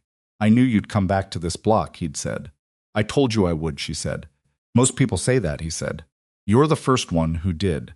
That moment, Raymond Chu's handshake, the weight of it stayed with her longer than most moments from that period. Not because it was the most significant thing that happened during those months, but because it was concrete. It was a real thing that had come from patient, careful work over 2 years, and it existed now in the physical world in a way that couldn't be undone. That was what she was building. Not just a portfolio, not just a company valuation. Something with mass and permanence, something that would be there when she looked at it, something that would house and serve actual people who would use it without knowing or caring what it had cost to construct. The real estate conference in January was the first large industry event Elena had attended as a publicly acknowledged presence rather than a private operator. Hartwell Capital had always existed, but it had not existed in the room, had not been present in the conversations and panels and networking dinners of the industry's visible social world, because Elena had maintained its privacy with the same discipline she'd applied to everything else. The partnership with Whitmore Real Estate changed the calculus. A joint venture of that scale would be visible, regardless of how quietly either party preferred to operate, and visibility required a decision, how to be seen, and on what terms. She had talked to Priya about it for 3 hours one afternoon in December. You could continue to let Whitmore be the public face, Priya had said, neutrally, laying out options as she always did. I could, Elena said, or you come in as a full partner in public as well as on paper. Yes, which means people know who you are, Priya said. People in the industry know who Hartwell Capital is. People write about it. Your name is associated with deals. I know what visibility means, Elena said. I know you know, Priya said. I'm making sure you've thought about the part where Marcus Vale will eventually read your name in a trade publication. Elena had thought about that. She had thought about it with the same methodical honesty she brought to every difficult question, which meant sitting with it long enough to know what she actually felt, rather than what she was supposed to feel. Good, she'd said finally. Priya had looked at her. Not because I want him to see it, Elena said. Because it means it's real. It means Hartwell is big enough to be written about. That's what good means. Conference was held in a hotel downtown, 3 days of panels, presentations, and the specific social theater of an industry gathering where the actual business happened in the hallways and dinner tables rather than the scheduled sessions. Elena arrived on the first morning in a coat she'd bought specifically for this, not expensive in a way that announced itself, but well cut in a way that simply was with Priya beside her, and a schedule that included 2 panel appearances and a dinner with 4 people she'd been trying to get in a room together for 18 months. At the registration desk, the woman checking badges looked at her lanyard and said, Elena Hart, Hartwell Capital, are you the Elena Hart from the Meridian joint venture? Yes, Elena said. We've been following that project, the woman said. Really interesting structure. The mixed-use ground lease element is something a lot of people in the industry have been talking about. Credit for that piece goes to Raymond Chu, Elena said. He knew what he needed. We just listened, the woman smiled. That's not how most developers tell that story. I'm aware, Elena said. She moved into the conference space and felt the shift that comes when you enter a room as someone known rather than unknown. It was not a dramatic shift. She was not famous, not in any meaningful public sense. But in this specific room, her name now meant something, and the people it meant something to were the ones whose opinions mattered professionally, and that was its own quiet form of arrival. Darius found her at the morning coffee station, holding a cup that was too hot to drink and talking to a developer she'd met once before at a zoning board hearing. There she is, he said, joining the conversation with the ease of a person for whom rooms were natural environments. Elena Hart, who makes my entire team look slow without appearing to try. The developer laughed. Elena did not feel the need to deflect it. How's the eastern boundary parcel coming? The developer asked. Permitted, Elena said. We break ground in March. That fast? Deb Castillo, Elena said simply, because that was the full explanation. The morning moved through its panels. Elena spoke on a late morning session about private capital structures in mixed-use development, and she spoke the way she did most things, without flourish, with precision, with the specific authority of someone who has the numbers in her head and isn't approximating. The moderator asked a question about the role of community stakeholders in the pre-development process. And Elena talked about Raymond Chu, not by name, but in enough detail that the room understood who she was describing, and the principle of listening to what the people already on a site actually needed, rather than deciding what was good for them from a distance. Afterwards, in the hallway, a woman stopped her. She was in her early 40s, well-dressed, with the card of a foundation that worked in affordable housing development. That was the most honest thing anyone said in this conference so far, the woman said. It's just what worked, Elena said. Can I give you my card? The woman said. Elena took it. She looked at it, the foundation's name, the woman's title, the address. What's your interest? She said. We have a development pipeline in the Eastern Corridor, the woman said. Mixed income housing, community commercial space. We've been looking for a private partner with the right structure and the right approach. What you described in there, she gestured back toward the panel room, is exactly the approach we've been looking for. Elena looked at the card again. She thought about her grandmother's trust, $12 million, moved slowly and carefully over a decade into a portfolio that was now worth something considerably larger. She thought about what you did with something once it had grown past the point of being just about you. I'd like to have a conversation, she said. Can we find time before the conference ends? Tomorrow morning, the woman said. I'll have my team send you a calendar invitation. Send it to Priya Nand, Elena said. She manages my schedule. She walked away from the conversation with the specific feeling she'd had at the Meridian site, standing at the edge of something real, something with mass and weight, something that was going to exist in the world in a way that couldn't be recalled. Darius caught up with her at lunch. Foundation conversation, he said. You saw that. I was watching, he said, without apology. Are you interested? I don't know yet, she said. I need to understand what they actually need and whether Hartwell's structure is the right fit. She paused. But yes, I'm interested. He nodded slowly. You know this changes the scale of what Hartwell is, he said. Affordable housing pipeline, foundation partnership. That's not the same company you were running 6 months ago. No, she said. It's not. Is that okay? She thought about it honestly. A year ago, Hartwell Capital had been a private investment vehicle she'd built quietly under circumstances that required it to be hidden. Now it was a named entity at an industry conference with a joint venture agreement and a foundation conversation on the schedule. The architecture was different. The scale was different. But the thing underneath it, the discipline, the patience, the willingness to do the work before anyone was watching, that was the same. That had always been the same. It's better than okay, she said. What it was supposed to become. They ate lunch at a table with 2 other developers and a municipal planning official, and the conversation was practical and specific and exactly the kind of conversation Elena had been working toward for a decade. And the January light came through the hotel windows at an angle that made the room look briefly like something worth being inside. She did not think about Marcus during any of it. He occurred to her later, briefly, on the drive home, not as a wound, not as a triumph, but as a fact about the past that had no particular claim on the present. He was somewhere in the city, managing whatever came next for him, making the decisions available to a man in his position. She hoped, with a detachment that surprised her with its genuineness, that he found his way to something real. Not for his sake particularly, but because people who didn't find their way to something real had a tendency to keep reaching for what other people had built, and she had put too much into what she'd built to spend energy protecting it from a man who was no longer in her life. The partnership with Darius had continued to move, in those months, in the specific direction of professional respect becoming something with a different texture. Not quickly, neither of them was built for quick.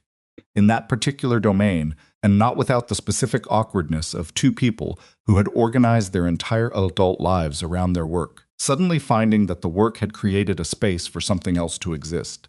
He had asked her to dinner in December, not a working dinner, he had specified, which had made the distinction clear, without either of them needing to discuss it further. She had said yes, which was its own kind of answer.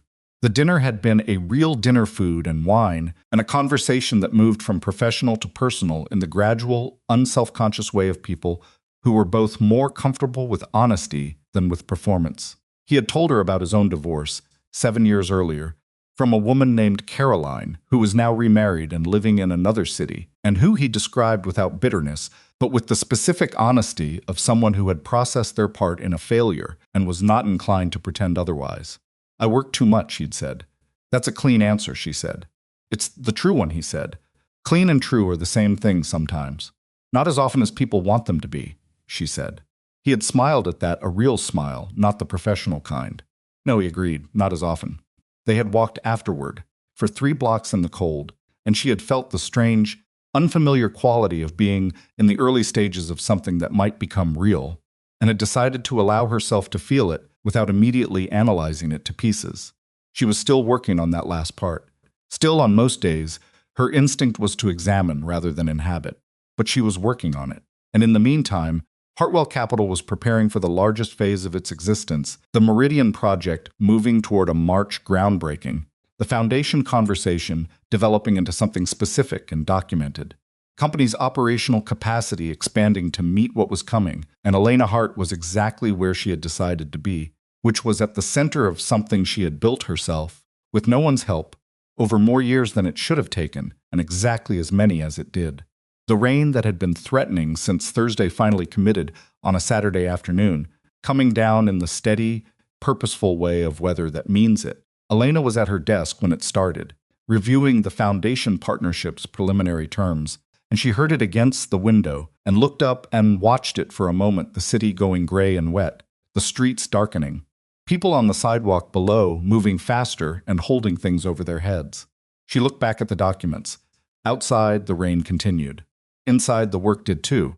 The groundbreaking for Meridian happened on a Thursday in March, which felt right to Elena in the way that certain calendar coincidences feel right not because she was superstitious, but because Thursday had become, in the 8 months since the divorce, the day on which things actually happened. The site visit with Darius, the Raymond Chu conversation, the foundation meeting that had turned into something real. Thursdays, apparently, were when her life moved. The ceremony itself was modest by industry standards, no grandstanding, no political speeches that ran long, no ribbons stretched between poles for the cameras. Darius had agreed with her on this point before she'd finished making it. The people who should be at a groundbreaking were the people who had done the work and the people whose neighborhood it was going in, and everyone else was optional. Raymond Chu was there with his son, a man in his late 30s named David, who had his father's directness and a handshake that matched it. The woman from the foundation, whose name was Lorraine Tate, stood beside Priya and talked quietly about the affordable housing pipeline timeline. Deb Castillo had driven in from across the city and was already talking to the site engineer about drainage before the ceremony formally began. They broke ground with actual shovels, 6 of them, distributed to the people who had actually moved the project forward. Elena's shovel hit the earth, and she felt the resistance of it, the specific weight of compacted urban soil that had been a parking lot for 20 years, and she thought that this was what it felt like when something shifted from idea to physical fact. The ground opened, and something became real that hadn't been before. Darius was beside her, his shovel going in at the same moment. He glanced sideways at her and said quietly, "How does it feel?" "Heavy," she said, meaning the shovel, meaning the moment, meaning several things at once. "Yeah," he said, "it does." Afterwards, standing at the edge of the site with coffee from a cart someone had arranged, Lorraine Tate came to find her. "The board approved the partnership structure last night," Lorraine said. $50 million over 3 years, phased against development milestones.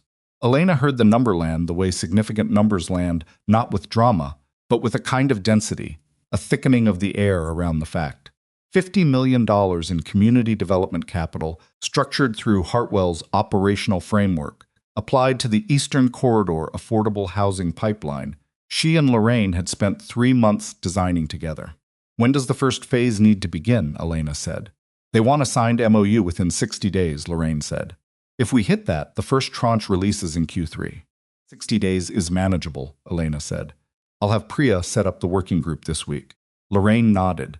She had the manner of a person who had spent a long career in the space between private money and public need and had developed a particular appreciation for people who didn't make that space more complicated than it was.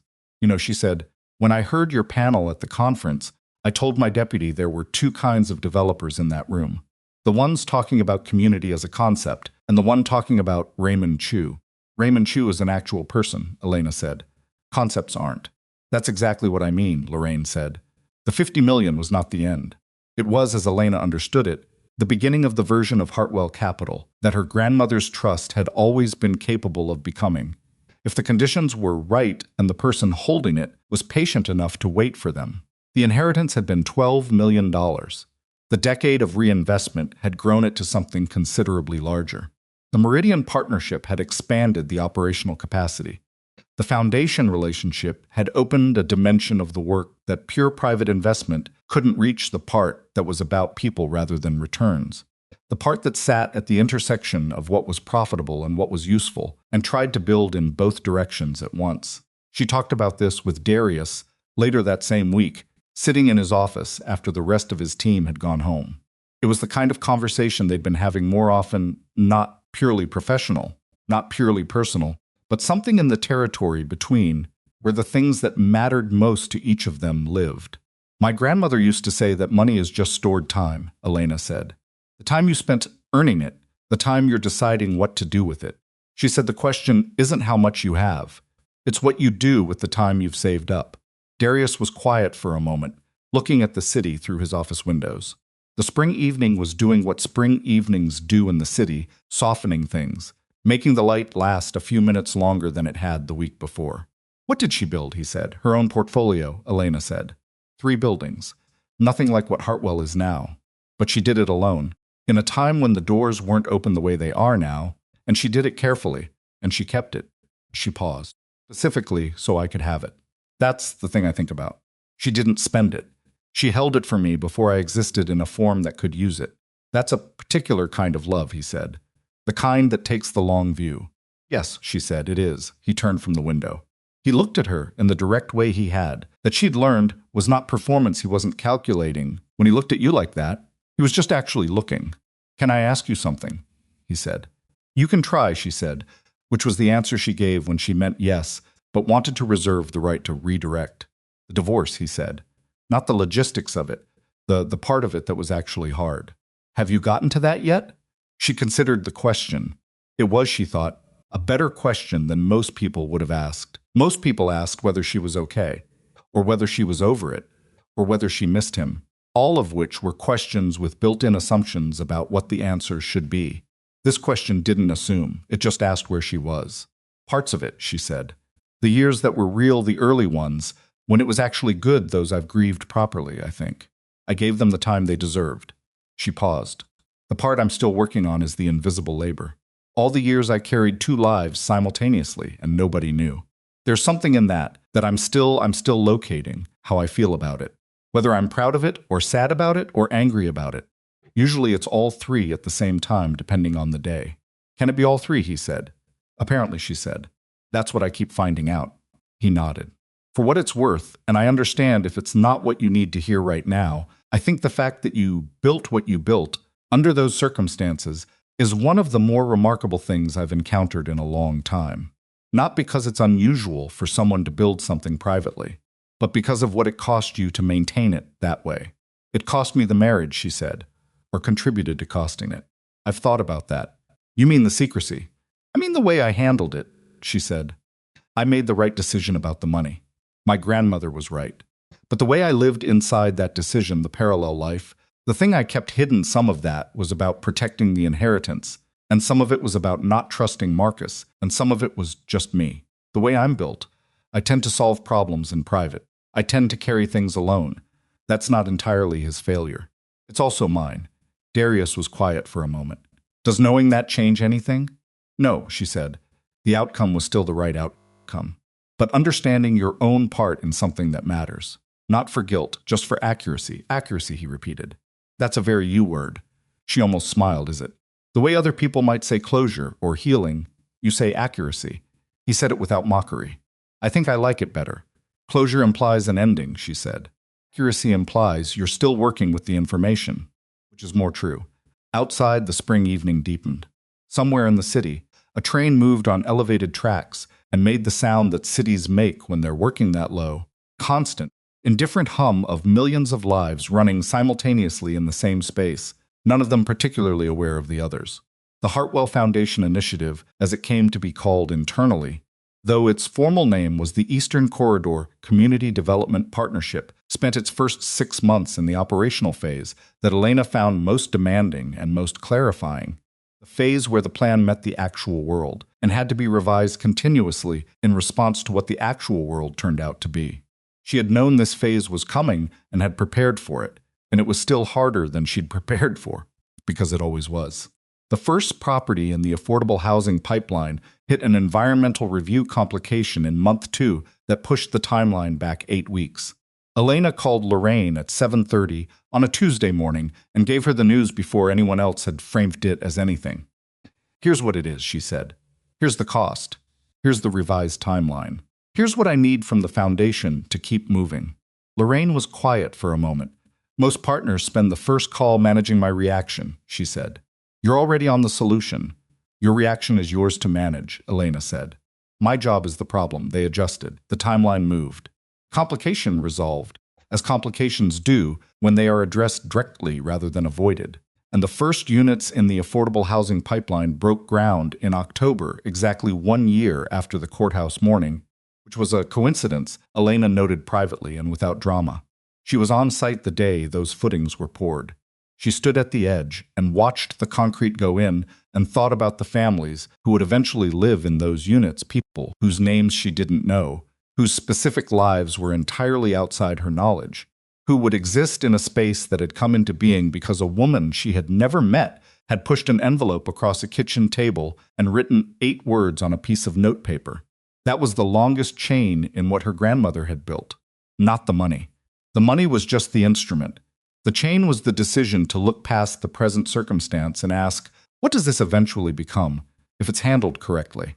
Margaret Hart had asked that question at 72, sitting in a house that smelled like coffee and wood, looking at her granddaughter across a kitchen table.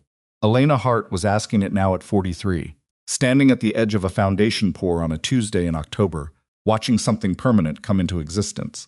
She thought, I understand now, not completely, not in every detail, but the main thing.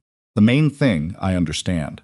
The charity gala was in November, the kind of industry event that Elena had spent the better part of a decade successfully avoiding, because industry events that called themselves galas were almost always primarily about the seeing and being seen rather than the stated cause, and she had not, until recently, been someone who needed to be seen. The particular gala in question was organized by the Regional Real Estate Association and benefited a coalition of urban development nonprofits, one of which was Lorraine Tate's foundation. Her attendance was therefore not optional in any practical sense. She went with Darius, which by that point was simply what they did. They went to professional events together, the way that people who are building something together go to professional events together, which is to say publicly, and without either of them making a performance of it. Their relationship had continued to develop in the unhurried, unannounced way of people who were both too busy and too experienced to rush a thing because it felt good. It was real. That was the word she'd settled on. Not perfect, she was constitutionally suspicious of perfect. And Darius was not a perfect person, and she was not a perfect person. And their relationship had already produced 3 arguments serious enough to require actual resolution rather than deflection, which she had come to regard as a positive indicator rather than a negative one. Real things had friction. That was part of what made them real. The gala was held in the ballroom of a downtown hotel, the specific kind of hotel that specialized in events like this, with good acoustics and mediocre food, and a well-trained floor staff that moved efficiently through a room of 500 people making the kind of noise that 500 people in formal wear make when they are all networking simultaneously. Elena wore a dress she'd bought with Priya's input, and her own judgment, deep blue, well-cut, the kind of thing that looked right in a room like this without appearing to have been chosen for the room. She was aware, in the abstract way she was aware of most things, that she looked good. She was more interested in the conversation she needed to have in the next 3 hours. She and Darius were at a table with Lorraine Tate and her husband, 2 other developers from the Eastern Corridor Pipeline, and a city councilwoman who had been quietly supportive of the Meridian Project's community-oriented structure. Conversation at the table was the kind Elena actually found useful, specific, informed about things that were actually happening rather than things that people wished were happening. She was returning from a conversation at the Foundation's display table, threading through the outer edge of the room where the catering staff moved with their trays, when she saw him. He was in a white server's jacket, holding a tray of champagne glasses, standing near the service entrance to the left of the main bar. He was looking in her direction, had been looking, she thought, for a moment before she noticed him, because when she turned, His face already had the specific expression of someone caught in a recognition they hadn't prepared for. Marcus. She stopped. He was thinner than she remembered. Not unhealthily, just the specific thinning of a man who had stopped eating the way he ate when his life was organized around the things he'd organized it around. The white jacket fit adequately. He looked well kept in the way that people who were raised to care about presentation continue to be well kept even when everything else is in flux, because presentation is the last thing to go.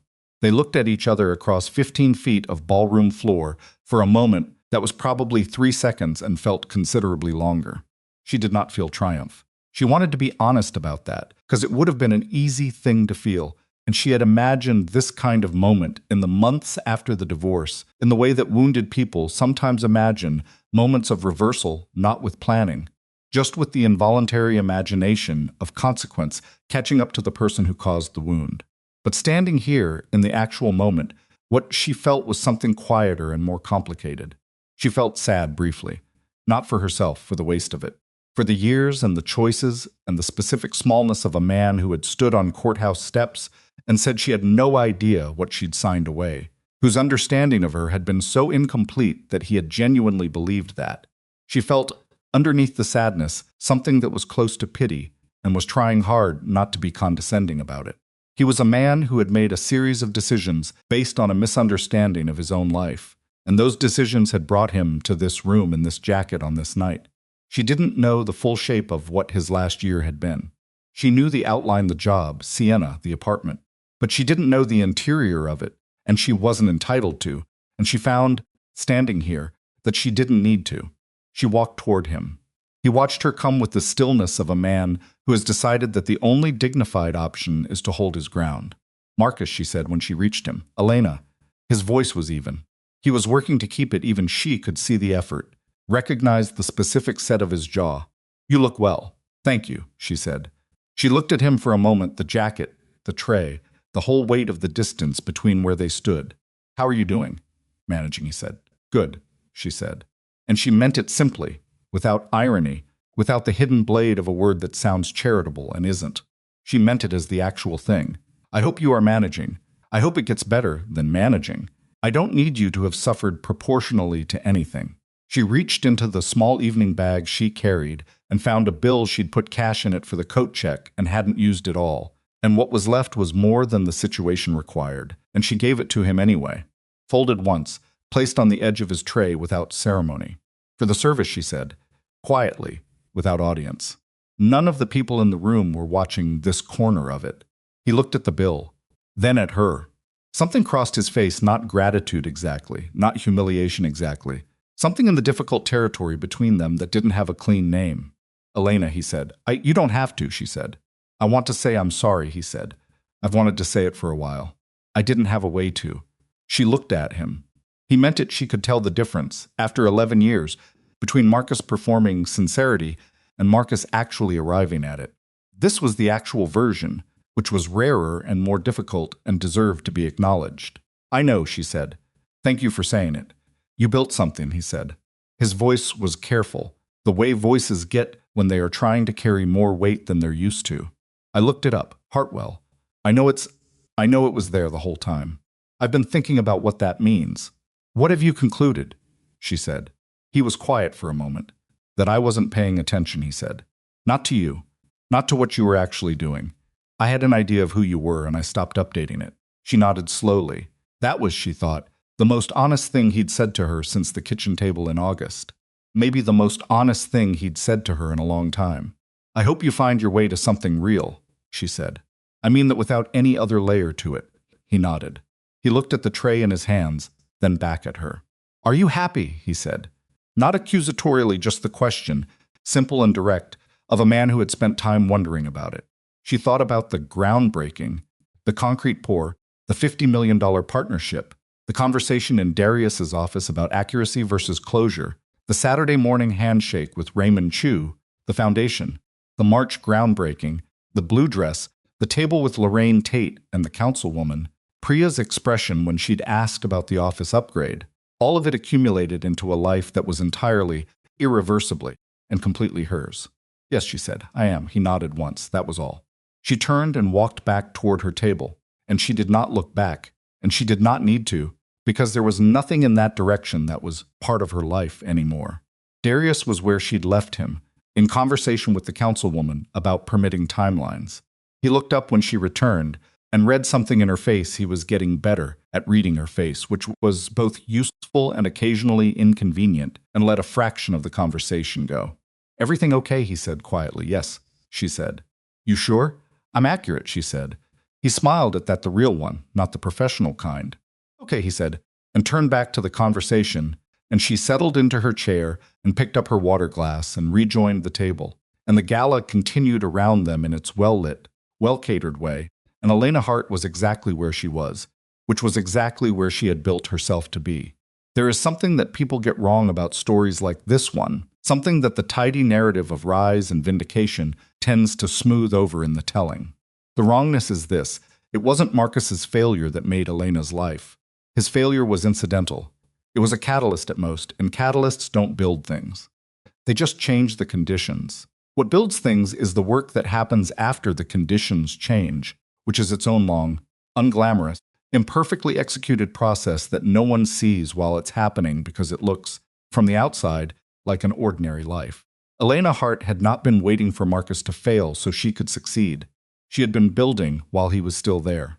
She had been building before she knew what she was building toward. She had been building through the years when the marriage was good, and the years when it was eroding, and the years when she knew it was over, and the years when she was managing the legalities of ending it. The building was not a response to the betrayal. The building was the thing she had been doing all along, because she was a person who built things, and that was true independent of any man's behavior toward her. That distinction matters. Not for her sake she knew it, she'd always known it, but for the sake of understanding what the story is actually about. It's not about revenge. Revenge requires the other person to remain central, and Marcus Vail had not been central to Elena's life for a long time before the divorce made that official. It's not about triumph over a specific opponent, because Elena was not in competition with Marcus. She was in competition with the version of herself that might have stayed when she should have gone, that might have spent the inheritance rather than built with it, that might have made her decisions from anger or grief or the wanting to hurt back. That version had been real. She had felt the pull of it. The night she sat across from Caleb Rhodes's desk and looked at the documentation, she had felt it clearly, the desire to make Marcus feel what she was feeling. The specific human urge to balance an equation that cannot be balanced because pain doesn't work like math. She had chosen not to act from that place. Not because she was noble, but because she was practical. Decisions made from the wrong place produced the wrong outcomes, and she had already spent 11 years in an outcome she needed to exit. She was not interested in engineering another one. What she had done instead was finish the work, methodically, without announcement, with the patience of someone who has accepted that the most important things take longer than you want them to and arrive differently than you imagined. The Meridian project was completed 18 months after the groundbreaking, the ribbon cutting which Darius proposed, and Elena agreed to only on the condition that it be a real ribbon cut by David Chu on behalf of his father, who had died in July of that year at 78. 3 months before he would have seen the building finished happened on a Tuesday in September that was clear and cold, and exactly the kind of day you want for something that is meant to last. Raymond had known he was sick when he signed the papers. He hadn't told Elena until much later told her, the way he told most things, directly and without elaboration, sitting across from her in the Hartwell conference room with a coffee he'd barely touched. "I wanted to see it started," he'd said. "I'm not sure I'll see it finished." "You saw it started," she'd said. "That matters, does it?" "You change what this block becomes," she said. "That's permanent. That's in the physical world now. It doesn't require you to be here for it to be true." He had looked at her for a long moment. "Your grandmother would have liked you," he said, which was a strange thing to say, because they'd never discussed her grandmother. But she'd understood what he meant, the recognition of a way of approaching the world that went backward through generations. "She would have liked you too," Elena said. At the ribbon cutting, David Chu cut the ribbon with a pair of scissors his father had kept in the auto repair shop's office for 30 years, toolbox scissors, orange-handled, entirely the wrong implement for a ceremony, and exactly right for every other reason. The small crowd that had gathered the building's first residents, who had been selected and moved in over the previous 6 weeks, Alongside the development team, the foundation people, the city council member, and Priya, who stood in the back with her phone out and her expression that specific combination of professionally satisfied and personally moved that Elena had come to recognize as her highest emotional register. The small crowd watched David cut the ribbon and clapped in the way of people who are applauding a real thing rather than a symbolic one. Elena stood at the back of the crowd with Darius. He had his hand at the small of her back, not possessively, just the way of someone who is standing close enough to touch and has decided touching is the honest thing to do. She leaned into it slightly, which was the honest answer. Your grandmother would have understood this, he said quietly, for her alone. I know, she said. How does it feel? She thought about it, honestly thought about the question the way she thought about most things, which was without hurry and without the desire to arrive at the answer she was supposed to have. Like something that was mine became something that's everyone's, she said. And that's better, actually. It's better than just mine. He nodded. He understood that. She knew he understood it because he had built things too, over his own years, through his own methods, and he had arrived at the same place she was arriving at. Now the understanding that the things worth building are the ones that outlast the builder, that serve people who had nothing to do with your personal history, that exist in the world as objects of use rather than monuments to whoever made them. The first residents of the Meridian affordable housing units were a specific cross-section of the Eastern Corridor that the development team had worked with the foundation to identify and prioritize. A 53-year-old woman named Dolores, who had been in transitional housing for 2 years. A family of 4 whose rental had been eliminated by a sale and who had been in a motel for 6 months. A man named Frank who was 70, a retired city worker whose fixed income had been unable to keep pace with the neighborhood's changing rents. Elena had met all of them during the move-in process because she had specifically asked to. Not for a photo opportunity, there was no photographer present at any of those meetings, but because she wanted to know who was in the building. She wanted to know that it was real, not just in terms of square footage and occupancy rates, but in terms of actual human beings whose actual lives were different because of the work. Dolores had looked at the apartment the day she moved in the light from the east windows, the kitchen with the counter space she'd said she'd always wanted, the bathroom that was hers alone, and she had put her hand on the wall and not said anything for a moment. Elena had stood nearby and not said anything either, because some moments don't need words placed over them. Afterwards, walking back to her car, she had felt the grief she'd been waiting for, not about Marcus, that had arrived and receded in its own time months ago, but about the years of the secret life, the years of carrying it, the weight of the parallel existence. It came in the specific form that grief sometimes takes, not as sorrow exactly, but as the recognition of what something cost you, arriving late, now that you can afford to feel it. She sat in her car for a few minutes and felt it, without moving to dismiss it or resolve it. Then she started the car and drove back to the office, where Priya had a question about the Q4 projections that actually required her attention, and she went back to work. That was also true. That was also part of it, the going back to work, the continuing, the ordinary forward motion of a life that doesn't stop for its own significance. You feel what needs to be felt, and then you go back to the work, because the work is what you built, and the work is what lasts, and the work is how you take the thing that hurt you and transform it into something that outlives the hurt. Hartwell Capital, at the close of its 10th year of operation, held a portfolio that had grown past anything Elena had projected when she'd done her first careful spreadsheeting in the back of a filing cabinet in the spare bedroom of an apartment on Calvert Street. The Eastern Corridor Community Development Partnership had completed its first phase and was midway through its second. The Meridian building was fully occupied and had a waiting list. Deb Castillo had joined Hartwell full-time. Priya had been made a full partner, which was a conversation that had taken 4 minutes because Elena had needed 4 minutes to say what she should have said a year earlier, and Priya had needed approximately 30 seconds to accept. The office was bigger. Priya had not needed to say anything further about that.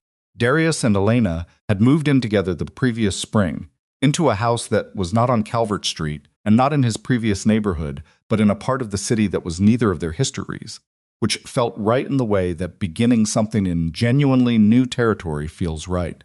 The house was older than either of them, with the specific character of a building that has housed several lives and absorbed them all without losing its own shape.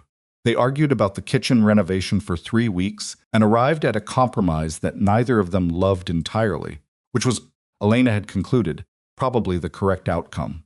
She kept a copy of her grandmother's note, the original, still on the piece of notepaper, Margaret's handwriting in black pen framed on the wall of her home office. Not as a monument, not as a sentimental object, as a working document, the way you keep a principle visible that you don't want to stop being aware of. This is yours. Not ours, not his. Yours. Don't forget the difference. The difference, Elena had learned, was not just legal or financial. It was not just about accounts and structures and prenuptial agreements, though those things mattered, and she would tell anyone who asked that they mattered. The difference was about knowing who you were, independent of who you were to other people. It was about building something in the dark, without audience or validation, because you believed it was worth building, and you were willing to do the work regardless of whether anyone ever saw it. Most people need someone to witness them. Elena had understood, slowly and incompletely, and not without grief, that this was not her greatest need. Her greatest need was to know herself that what she was building was real. The witness was secondary. The reality was primary. She was not saying that was the right way to be. It had cost her things, the years of isolation inside the parallel life, the inability to share with Marcus a fundamental truth about herself that might, in a different marriage, have changed things. She had carried more than she needed to, some of it by necessity and some of it by disposition. And the distinction between those two categories was one she was still working out. What she knew was this: the building had been real. The work had been real. The meridian footings in the ground were real. Dolores's hand on the wall was real. David Chu's orange-handled scissors cutting the ribbon were real. And the life she was living now, imperfect, ongoing, still requiring work, still producing friction, still surprising her with its capacity for both difficulty and satisfaction, was real, in the way that only things built from the inside out can be real. She had not won because Marcus lost. She wanted to be clear about that, in the way that she was always trying to be clear about things, because clarity was the closest thing to a governing principle she had. She had won, if winning was even the right word, and she wasn't sure it was, but she would use it for the purposes of this accounting, because she had taken the thing that hurt her and asked, "What do I do with this?" And she had answered that question, not with revenge, and not with performance, not with the desire to be seen emerging from the wreckage in a way that made the person who caused the wreckage feel its extent. She had answered it by going to work. That was, in the end, the whole story. The courthouse, the limousine, the restaurant, the folder on the kitchen table, the site visit, the groundbreaking, the ribbon cutting, the hand on the wall, all of it was really just a description of what it looks like when a person decides that the best response to betrayal is to build something so solid, so real, so genuinely useful in the world, that the betrayal becomes irrelevant, not because it stopped hurting, but because the thing built from its wreckage is too large for the hurt to be the defining fact anymore. Her grandmother had understood that. She had built it into the trust, into the instructions, into the 8 words on the back of a piece of notepaper. Elena Hart understood it now. She was 43 years old. She had a company, a partner, a house with a kitchen renovation she partly loved, a deputy who had become a genuine equal, a building full of people whose names she knew, and a second building in development, and a third in early planning, and a note on the wall that she still read sometimes, not because she needed to be reminded, but because some things deserve to be remembered even after they've been understood. It was enough. More than enough. It was, in the very precise and non-sentimental sense of the word, everything.